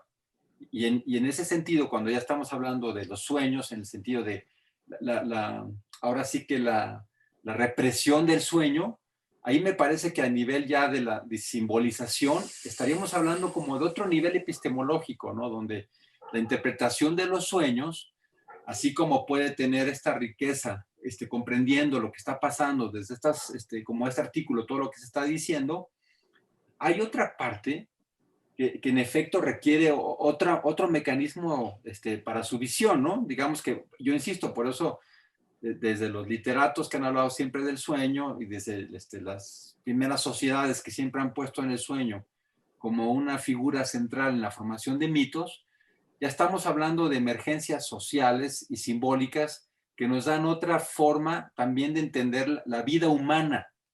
Y entonces ya estamos en otra epistemología que por lo pronto sí escapa a este artículo en particular. Este artículo en particular tiene una visión mucho más científica, cognitiva, de cómo es que esta conciencia de la que él habla, de la que habla Hobson, para Hobson ahí es muy parecido en ese sentido. Hobson habla de esta conciencia primaria y una conciencia secundaria un poco más elaborada, pero no habla de esta como de los procesos conscientes e inconscientes psicoanalíticos que hablan más de, ya ahora sí que a nivel, por ejemplo, ¿no? De la memoria, de qué cosas reprimimos para no ver, ¿no? Qué cosas tenemos disociadas en nuestra comprensión consciente, pero ya hablando conciencia con otros términos, ¿no? No con los de este artículo, sino con los términos psicoanalíticos, en donde hay cosas que reprimimos y no recordamos, llámese sueños, llámese material propio, llámese procesos de deficiente integración personal, pero que ya estamos hablando con otra epistemología que no está en este artículo. Este artículo habla de una epistemología más neurocientífica y hace conceptos de conciencia como más cognitivos. Y esa otra parte, ¿no? Que tiene que ver con la interpretación de los sueños y lo que postulaba Freud de cómo es que el momento que hay un sueño es como un, decía que era como un, no me acuerdo si era angelito, que decía que estaba cuidando el sueño, era un guardián, decía guardián, era la palabra que usaba. Ya estamos hablando de otra epistemología, ¿no? Donde se está como guardando el sueño, pero en función de elementos que no están en la vida del sujeto bien integrados y bien procesados, y que entonces mediante el sueño y mediante la estrategia de interpretación del sueño a nivel psicoanalítico, pues se intenta establecer cómo es que ese trabajo del sueño, que es una manera en que se deforma el sueño una vez que se despierta para contárselo al analista, pues hay toda una estrategia compleja de acercamiento que va más allá de esta epistemología. Se requieren otros mecanismos de comprensión, ¿no?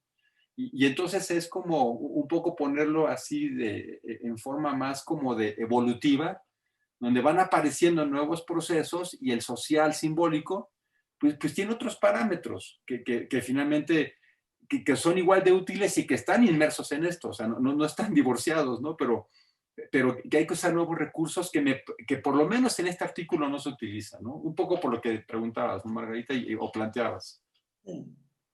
Gracias. Es que, bueno, hay como una apertura, es un abanico. Hablar de sueños es desde muchas miradas, ¿no? Y a mí me pareció, fue lo primero que me llamó la atención, ¿no? Como hablar del consciente y digo, pues qué interesante. Que es otro No, tema, ¿no? nunca me lo había planteado así, ¿no? O sea, incluso también hay una parte que a mí también me llamó mucho la atención, los sueños lúdicos, ¿no? Y cómo la posibilidad del mismo individuo a través del mismo sueño lúdico, que tiene que ver más con esto que nos han explicado muy bien, con la parte más frontal, en que el mismo individuo puede ser una autorreflexión o autoconciencia, ¿no? Eso, y que son estudios que han hecho en jóvenes, no en adultos mayores, porque ese es otro tema, ¿no? Y por ejemplo, ¿tú cómo verías, Margarita? Tú que tienes esta especialidad en adultos mayores, ¿qué pensarías que pasa en un adulto mayor con los sueños? Mira, muchos de lo que yo observo es, por ejemplo, lo que revisamos en función de los sueños es muy importante para ver ciertas patologías. Yo les hablaba de las demencias de cuerpos de Lewy, ¿no? Que estas parasomnias pueden empezar mucho antes, pero 10 años antes o 20 años antes de tener clínicamente otros datos de una demencia de cuerpos de Lewy. También en Parkinson se han venido estudiando todas estas parasomnias. Una de las cosas que vemos en el adulto mayor es que también yo no sé qué tanto se ha estudiado que el sueño REM igual a un sueño reparador, a tener como la capacidad de decir, realmente descansé, dormí, no sé si esto está relacionado con el REM, el sentir que esto es reparador o no es reparador, porque a veces hay personas que pueden dormir muchas horas, pero sentir que su sueño no fue reparador. Esa es otra de las quejas que escucho en las personas adultas mayores, en que a pesar que están durmiendo, tienen la sensación que el sueño no fue reparador, ¿no? Hay muchas quejas subjetivas en función del sueño. Esto que también hay, que se ha relacionado los insomnes crónicos con la posibilidad de como un factor de riesgo para la enfermedad de Alzheimer. Hay muchas líneas de investigación sobre esto, ¿no? Cómo es importante el dormir y el reparar metabólicamente. Y esto en este artículo pues nos hablan que el REM parece que tiene mucho que ver con este aspecto de metabólico del dormir, por ejemplo, ¿no? Y que no todo el mundo te lleva toda esta parte onírica del sueño porque tiene que ver como con su historia previa. Aquellas personas que han estado en psicoterapia y sobre todo de corte psicoanalítico, sí te llevan más sueños que aquellos que nunca han estado en psicoterapia. Esto es como, pues yo no sueño o nunca me había imaginado que soñaba o no le dan mayor importancia. Okay.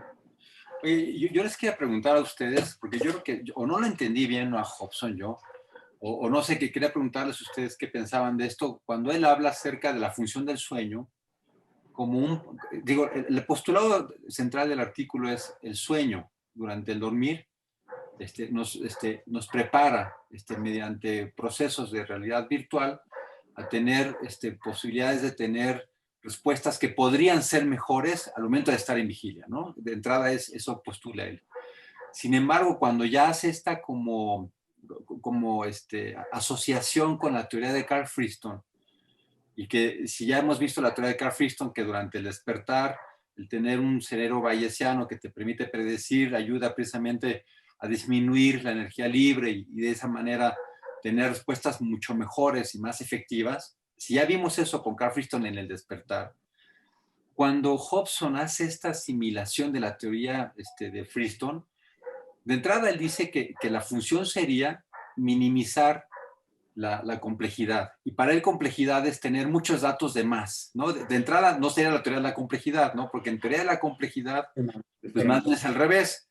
Se trata de incluir más variables que te permitan tener una explicación de múltiples focos en una sola pregunta para explicar algo de una forma más compleja. Entonces, de entrada, él, cuando usa la palabra complejidad, está diciendo, pues bueno, se trata de minimizar la complejidad, que sería tener muchos datos redundantes, y un poco lo postula así, y durante el sueño lo que podríamos hacer es disminuir esos datos redundantes para que luego fuera más eficiente, ¿no? El sujeto en vigilia para poder tener mejores respuestas en un cerebro predictor en vigilia, pues. Cuando hace ese planteamiento Hobson, yo me quedo con muchas preguntas porque ahí me parecería que inclusive tiene cierta contradicción con lo que hablábamos en la sesión pasada, cuando veíamos que el autor nos hablaba de cómo es que la búsqueda era mejor, digamos, eso que pareciera ser como más peligroso, como salir de tu cuarto, que quedarte en tu cuarto encerrado era más seguro porque entonces ya no te exponías a ningún problema. Tener una búsqueda te permitía por lo menos exponerte y en esa exposición podías también tener aprendizajes que te permitieran pues que encontrar la comida en el súper para que no te faltara el alimento, ¿no? Que era lo que veíamos la vez pasada, que la misma búsqueda te permite como tener más posibilidades. Y que dicho sea de paso, cuando habla Solms acerca de los sueños, dice que esto es muy importante en el sueño, la actividad dopaminérgica que se da en ese momento permite que haya como este proceso de búsqueda dentro del sueño. Bueno, nada más ese es un paréntesis. Pero a mí, yo no sé ustedes qué piensen, porque a mí no me quedó claro la postura de Hobson, porque si aparentemente el sueño nos va a servir para evitar esas redundancias, para que sea más efectivo, como que algo no checa con la característica propia del soñar, en donde entonces, en lugar de tener como más restringidos los procesos de efectividad, más bien tenemos procesos muy abiertos, con muchas posibilidades, inclusive con estas observaciones, ¿no? Fenomenológicas, inclusive, que es un poco delirante, un montón de posibilidades. Me parecía que esa apertura de posibilidades daba más posibilidades a la creatividad y que entonces, desde mi perspectiva, no sería tanto que al disminuir la complejidad, el sueño serviera para después tener modelos virtuales en el estado de despierto, ¿no? Esa parte yo la vi al revés, ¿no? No sé ustedes cómo la vieron. Yo creo que lo que se simplifica es la expresión que le das a toda esa complejidad enorme que no acabas de entender cómo ordenar. O sea, tienes una imagen que te permite expresar 6, 7, 8, 9, 10 situaciones diferentes y que te sirve para todas esas. Me estaba acordando de este famoso sueño de Kekulé, cuando estaba tratando de expresar gráficamente la estructura de los anillos de benceno y que no hallaba y que no hallaba y que no hallaba, hasta que soñó con una serpiente que se mordía la cola. Dijo, ¡ah! Claro. Es un anillo. Y entonces, bueno, ahí está la fórmula de los anillos de benceno que estuvimos machacando día tras día, tras día, tras día cuando estudiábamos bioquímica. ¿No? Con una imagen rica en contenido. Pero... Fue una imagen onírica la que se la dio. Ajá. Entonces es como esta imagen que nos enseñabas tú, Alejandro, en tu exposición de la ciudad dentro de una maleta. Ajá, exacto. ¿No? O sea, esta imagen es una maleta de la cual puedo sacar N significados o N situaciones diferentes. Y entonces eso es muy propio de la creatividad porque una situación, un procedimiento, una imagen, la puedo aplicar a situaciones que aparentemente son muy diferentes, pero funciona y me abre puertas. Perfecto, qué interesante, ¿no, Elena? Porque así como lo comentas, entonces en efecto ahí me parecería que a través del sueño, en esta apertura creativa, a lo mejor sería todavía más útil la imagen de la teoría del caos para llegar a eso, ¿no? Como que la teoría del caos que parece un caos, de repente, ¡pum!, se cristaliza y acaba en algo. ¡Ah, caray! Tanto caos era para esto, ¿no? Como que me hace más sentido que el sueño funcione en ese sentido, como la teoría del caos que llega a una idea como esta que estás diciendo, que en sí la minimización de la complejidad, ¿no? Porque inclusive cuando veíamos que desde la primera vez que nos expuso Alejandro una gráfica que es bien interesante de la teoría de la complejidad, pues en efecto, ¿no? Cuando incrementamos complejidad, pues tenemos más visión, más visión, más visión, pero tiene que haber un límite, porque si seguimos complejidad, pues acaba todo disperso, porque entonces ya se pierde efectividad. Entonces fíjate con la observación que estás haciendo, hasta me suena mucho más toda esta visión de Prigonine, de Ilio Prigonine, acerca de cómo es que el caos acaba dándote algo mucho más terminado y que te dice mucho, más que disminuir la famosa complejidad de Hobson. Fíjate. Pero quizá ahí el tema, digamos, no sé, igual no se contraponen, porque lo que dice es que o sea, no es el contenido lo que se minimiza. Lo que se minimiza es la complejidad del modelo, ¿sí? O sea, es el modelo lo que importa, como dice Elena, o sea, se reduce a una serie de parámetros, pero con esos parámetros precisamente abres toda una serie de posibilidades, ¿sí? O sea, ese es el punto que sí, que por eso plantea la idea del sobreajuste. Si tú utilizas demasiados parámetros, o sea, pues sí, te vas a referir a una cosa, te refieres, si tú describes la tasa tal cual, pues sí, hasta topológicamente puedes describirla y toda la cosa matemáticamente, pero estás hablando solo de esta tasa en particular. En cambio, si visualizas o sea, si minimizas los parámetros, pues habla de todas las tasas posibles o todas las cosas que podrían parecer tasa y que de repente también las puedes utilizar en otros contextos, hasta poéticos, hasta etcétera, ¿no? O sea, puedes jugar con todo eso. Entonces, igual no, lo que dice él es que no se contraponen. Una cosa es el contenido y otra cosa el modelo como tal. Y como el modelo, además, en el sueño está dentro de los niveles medios, porque eso es muy importante, siempre asociarlo con lo que le llaman la codificación predictiva.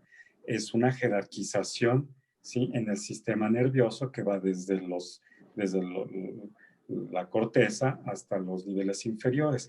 Aquí en el sueño son el intermedio, donde no está la imposición, por ejemplo, del frontal diciendo tienes que ver esto, eso es un error, esa narrativa no corresponde, etcétera. Pero tampoco están los datos sensoriales que dicen, no, pues no puede ser, no puede tener este tamaño, no puedes estar flotando. O sea, entonces tiene que ser el punto intermedio y ahí es en donde se da todo el juego, ¿sí?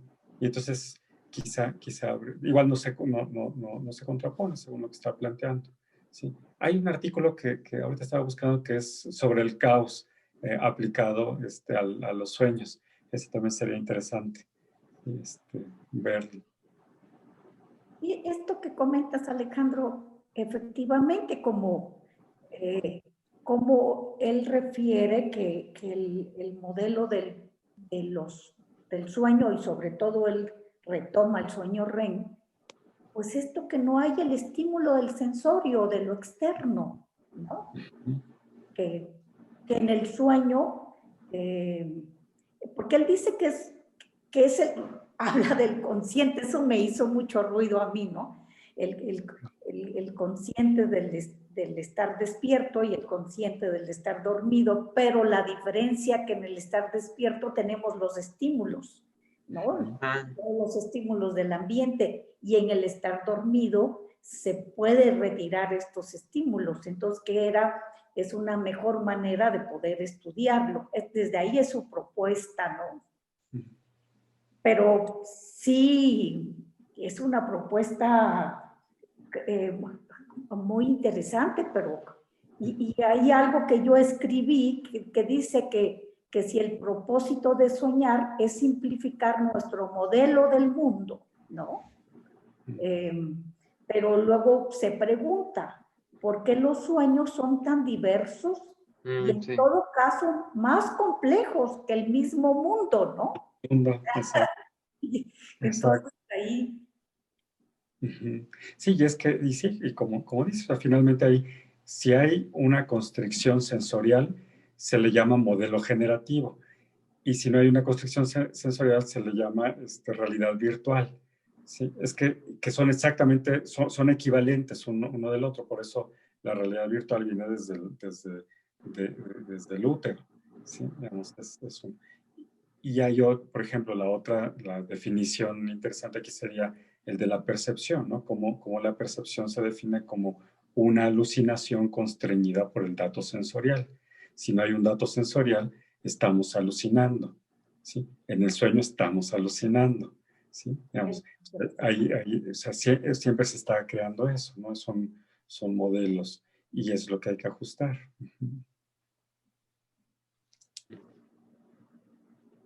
Está compleja interesante pensar. Muchas aristas, ¿no? Muchas aristas. Luego, otra cosa que te plantea de conclusión en el artículo que me llamó la atención era, pues nosotros tenemos sueño REM, ¿no? Pero, y te lo dice que en mamíferos, ¿no? No sé si sea porque nada más se ha estudiado en mamíferos o que si se puede ver en otra cosa, ¿no? En aves. Ajá. Pero, o sea, también la pregunta es, hay varias especies donde se ve, ¿no? ¿Habrá o hay alguna especie donde no se vea eso? En poiquilotermos, ¿no? ¿Sí? Okay. Reptiles y peces. Reptiles y peces. Y lo que te pregunta es necesario tener ese sueño REM? O sea, se puede, y creo que en preguntas así al estilo como de ciencia ficción, ¿será posible como sustituir el sueño REM?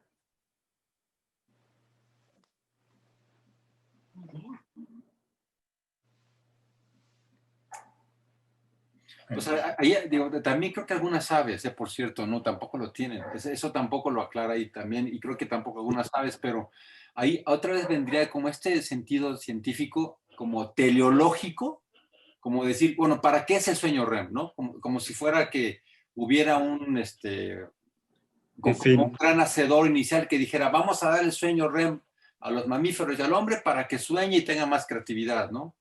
Y de entrada, esa visión teleológica, como de que nos pusieron eso para hacer esto, creo que no nos permite como tener más bien esta visión neodarwiniana, ¿no? Donde los procesos son, pues en proceso, digo, ¿qué es primero, el huevo o la gallina, no? Son más bien procesos de retroalimentación y de mutua coincidencia de fenómenos que van generando que esas especies tengan ciertas virtudes que les permiten evolucionar de cierta forma a través de millones de años y que van gestando pues mecanismos que pudieran a lo mejor ahora verlo con esta visión de Hobson, pues que puede ser que sí nos den cierta utilidad, ¿no? En una de esas es pura coincidencia, no sirve para nada, ¿no? Como él mismo dijo, Hobson dijo al principio de ser un investigador que eran pura espuma, ¿no? Que nada más eran productos ahí al azar, ¿no? Y luego, bueno, ahora ya le está encontrando toda una utilidad, ¿no? Pero para empezar primero como no diciendo para qué sirve, sino más de entrada coincide. Ahora, en este artículo, estas coincidencias, ¿qué nos está permitiendo ver? ¿Para qué nos podría servir estas coincidencias, no? Y si me parece que los humanos siempre hemos tenido tanta importancia en los sueños, me parece que no es por casualidad, ¿no? Digo, verlo desde la etnoficción, ¿no? Desde las primeras comunidades que siempre les dieron una oportunidad, ¿no? Una valía. Verlo ahora científicamente, creo que sí, esa coincidencia coevolutiva, pues puede ser que sí nos esté dando como posibilidades precisamente para poder procesar el momento ficcional, porque muchas veces leyendo el artículo, hablando de este sueño que es como una cámara cerrada que está dentro de tu cerebro, pues a mí se me figuraba un escritor. El escritor hace su propia ficción acá, genera sus propias ideas, las acomoda y no las acomoda afuera, ¿no? Toma elementos del exterior, pero las acomoda aquí y después de las acomodas, ahí te va la novela. Y nos da la novela, ¿y por qué leemos tanto la novela nosotros? ¿Por qué nos dice tanto la novela si no es realidad, ¿no? Si es una novela. No es realidad en el sentido así positivista científico, de tener un modelo real. Es una novela, es ficción. ¿Y por qué vamos y veamos el teatro y vamos al cine y leemos novela?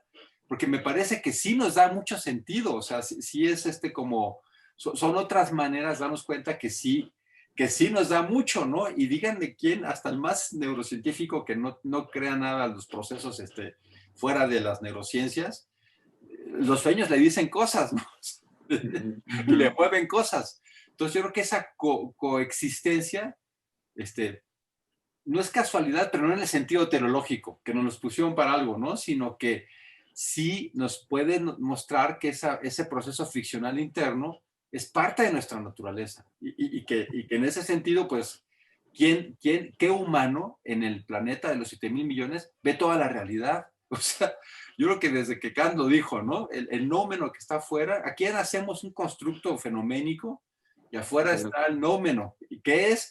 Pues cada quien va como tratando de afinar sus propios modelos de ver esa realidad y creo que la ficción nos ayuda muchísimo para poderlos ver, inclusive aunque no soñáramos, pues, ¿no? Creo que es como son procesos internos que sí nos van dando pauta para conocer esa realidad externa.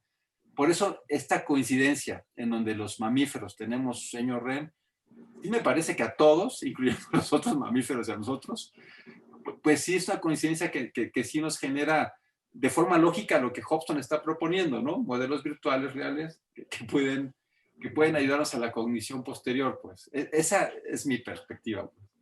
Claro, está interesante y digamos, si es como también parte de lo que dice es que el REM es el precio a pagar para poder tener un cerebro tan complejo, ¿sí? Y también, o sea, digamos, finalmente es un precio altísimo, por ejemplo, para poder minimizar todo esto, no es tener un estado de homeotermia, ¿no? O sea, perder la homeotermia es muy costoso desde el punto de vista biológico, pero vale la pena porque con eso ganamos la propiedad privada. O sea, ya lo vemos en ese sentido. Buscamos cita, no sé, y eso lo hacen los perros, lo hacen las aves, lo hacen, sí, o sea, de hecho, esa sería una de las fuentes de la propiedad privada, ¿no? O sea, poder estar, pero vale la pena, ¿sí? O sea, y nosotros somos más complejos porque no nada más buscamos un nidito, buscamos más y más y más y más, ¿no? Asegurarnos de todo. Y vale la pena. Y yo preguntaba, oiga, yo de veras eso me lo perdí en mi formación de médico, psiquiatras y con todo. ¿Dónde ustedes leyeron que precisamente el sueño REM tuviera pérdida de la miotermia en el humano y que eso tuviera una consecuencia médica? Porque yo nunca lo he leído, ¿no? Apenas que lo leo aquí. No, sí, no, para nada. Yo tampoco, no. Ah, bueno, yo pensé que me había perdido algo. No. No llegaste a esa clase. Eso me pareció una gran aportación, ¿no? Y yo dije, no, pues por eso hay un correlato con el infarto al miocardio. Yo ya lo estoy, como se los estoy diciendo, por muchas de las muertes que son en la madrugada, yo ya lo asocio que tiene que ver con esta disminución de la temperatura. Bueno, hay la regulación de la temperatura incluso. De hecho, aumenta la temperatura. Dicen que como que funcionamos más, el cerebro se calienta un poquito más. No, bueno, pero que tenga una repercusión ya clínica, ¿no? Si se Ajá. hace esta variación, pues, ¿dónde? Yo nunca he visto un artículo que diga que esas variaciones de la temperatura provocan algo en el cuerpo, ¿no? A lo mucho Ajá. cuando uno está en el Polo Norte, pues ahí sí, ¿verdad? Cuando hay una fiebre de 40 grados, uno convulsiona, ¿verdad? Pero yo nunca he leído No sueñas, así ya no sueñas. que las variaciones homeotérmicas de la noche nos provoquen algo. Bueno, dije yo, bueno, yo nunca pillé esa clase. Bueno, oigan, ya tenemos que estar cerrando porque ahora sí ya estamos en tiempo. Pues ahora sí que cada quien, ¿no? Que cierre como quiera, pues. Sí, bueno, añado información que viene de un artículo que me encontré hace 2 semanas en Science acerca de para qué sirve el sueño profundo. El sueño profundo, que es el que se presenta con más densidad en la primera parte de la noche, la hipótesis que ha surgido en los últimos años, que tampoco nos enseñaron en nuestras clases en medicina y psiquiatría, es que el sueño profundo sirve para que en el cerebro se haga la limpieza. Durante el sueño profundo se abre el sistema linfático y todos los productos de desecho acumulados durante el día salen del sistema nervioso. Ok, eso sí es muy importante. Tienes primera parte de la noche, hacemos la limpieza. Segunda parte de la noche, mayor densidad de sueño REM, preparamos lo que va a suceder al día siguiente, ¿no? Entonces, el dormir ya como una unidad completa, perfectamente anclada al ritmo circadiano, y ahí también la posible explicación de por qué no nos reponemos de una mala noche simplemente durmiendo siesta. Ayuda un poquito, pero no es esa sensación de reparación profunda que vamos a tener si nuestros periodos de sueño están perfectamente anclados a nuestro ritmo circadiano.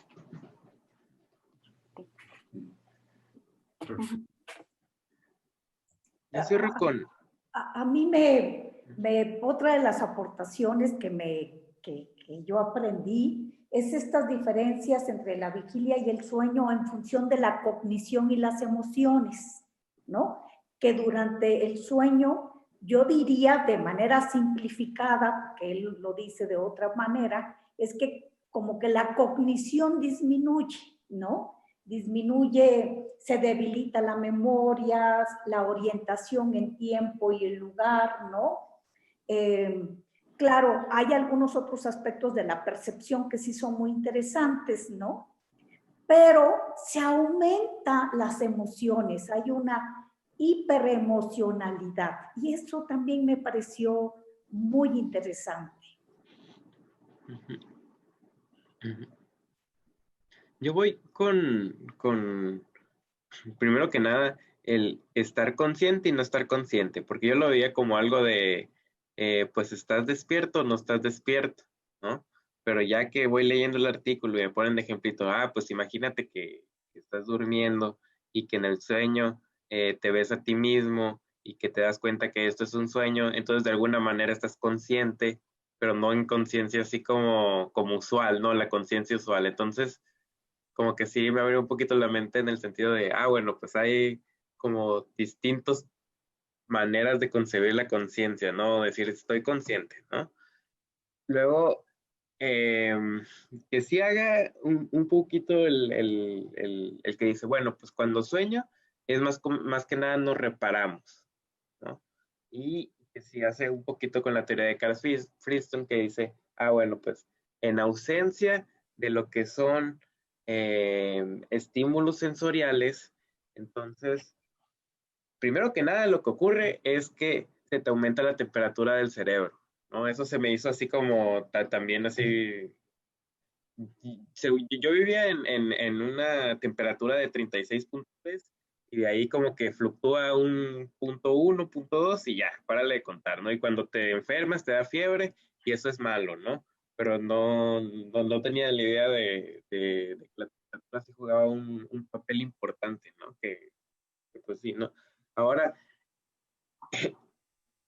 que eso vaya, también se me hizo muy, muy importante que eso vaya como que contra la ley física que, ok, necesitamos un proceso de reparación y para eso tenemos que calentarnos un poco. O sea, sí se me hizo como que, o sea, incluso como que puedes jugar a no estar como en una temperatura constante, ¿no? Para funcionar bien. Y pues prácticamente eso es lo que me lleva. Gracias. Alejandro, ¿algo para cerrar? Yo lo que, digo, pues, tantas cosas, pero bueno, yo insistiría en la idea de el yo y la agencialidad o el self, ¿sí? Digamos, en el papel del sueño, precisamente para aumentar o mejorar la precisión de la agencialidad y del sujeto, ¿sí? O sea, sería una de las ideas. El sueño representa todo a la persona, ¿sí? Pero da la oportunidad precisamente para que se vuelva más preciso, quitando lo que decía parámetros y todo eso, sea más preciso el yo que después va a continuar ya en el modo de vigilia. ¿Sí? Entonces, bueno, hay muchos temas ahí que podríamos seguir después. Ok, pues bueno, pues nada más para cerrar, a lo mejor yo cerraría con que yo recuerdo que yo vi a Alan Hobson cuando lo llevó al doctor de la Fuente al Instituto Nacional de Psiquiatría, y estaba el doctor de la Fuente fascinado con Hobson, ¿no? Porque decía que ya había encontrado un científico que trabajara fenomenológicamente el sueño. Y estaba encantado con él, me acuerdo haberlo escuchado. Y ahora lo que me da gusto después de tantos años es seguir viendo cómo alguien, un científico, toda su vida siguió trabajando y trabajando y trabajando y trabajando y proponiendo, y ya nos entrega un artículo con muchas cosas que analizar, ¿no? Yo de hecho diría que es un artículo con tantas variables que él pues, ha seguido trabajando, que yo creo que nos deja más preguntas que respuestas, pero pues creo que bueno que sea así un científico, ¿no? Que traiga cosas y un artículo de esta naturaleza, ¿no? Exponiendo muchas cosas para seguir como reflexionando sobre ellas. Pues bueno, pues muchas gracias. Nos vemos en un mes en otro encuentro de nuestro seminario de neurociencias y psicoanálisis AXS. Nos vemos en un mes. Muchas gracias. Nos vemos. Hasta luego.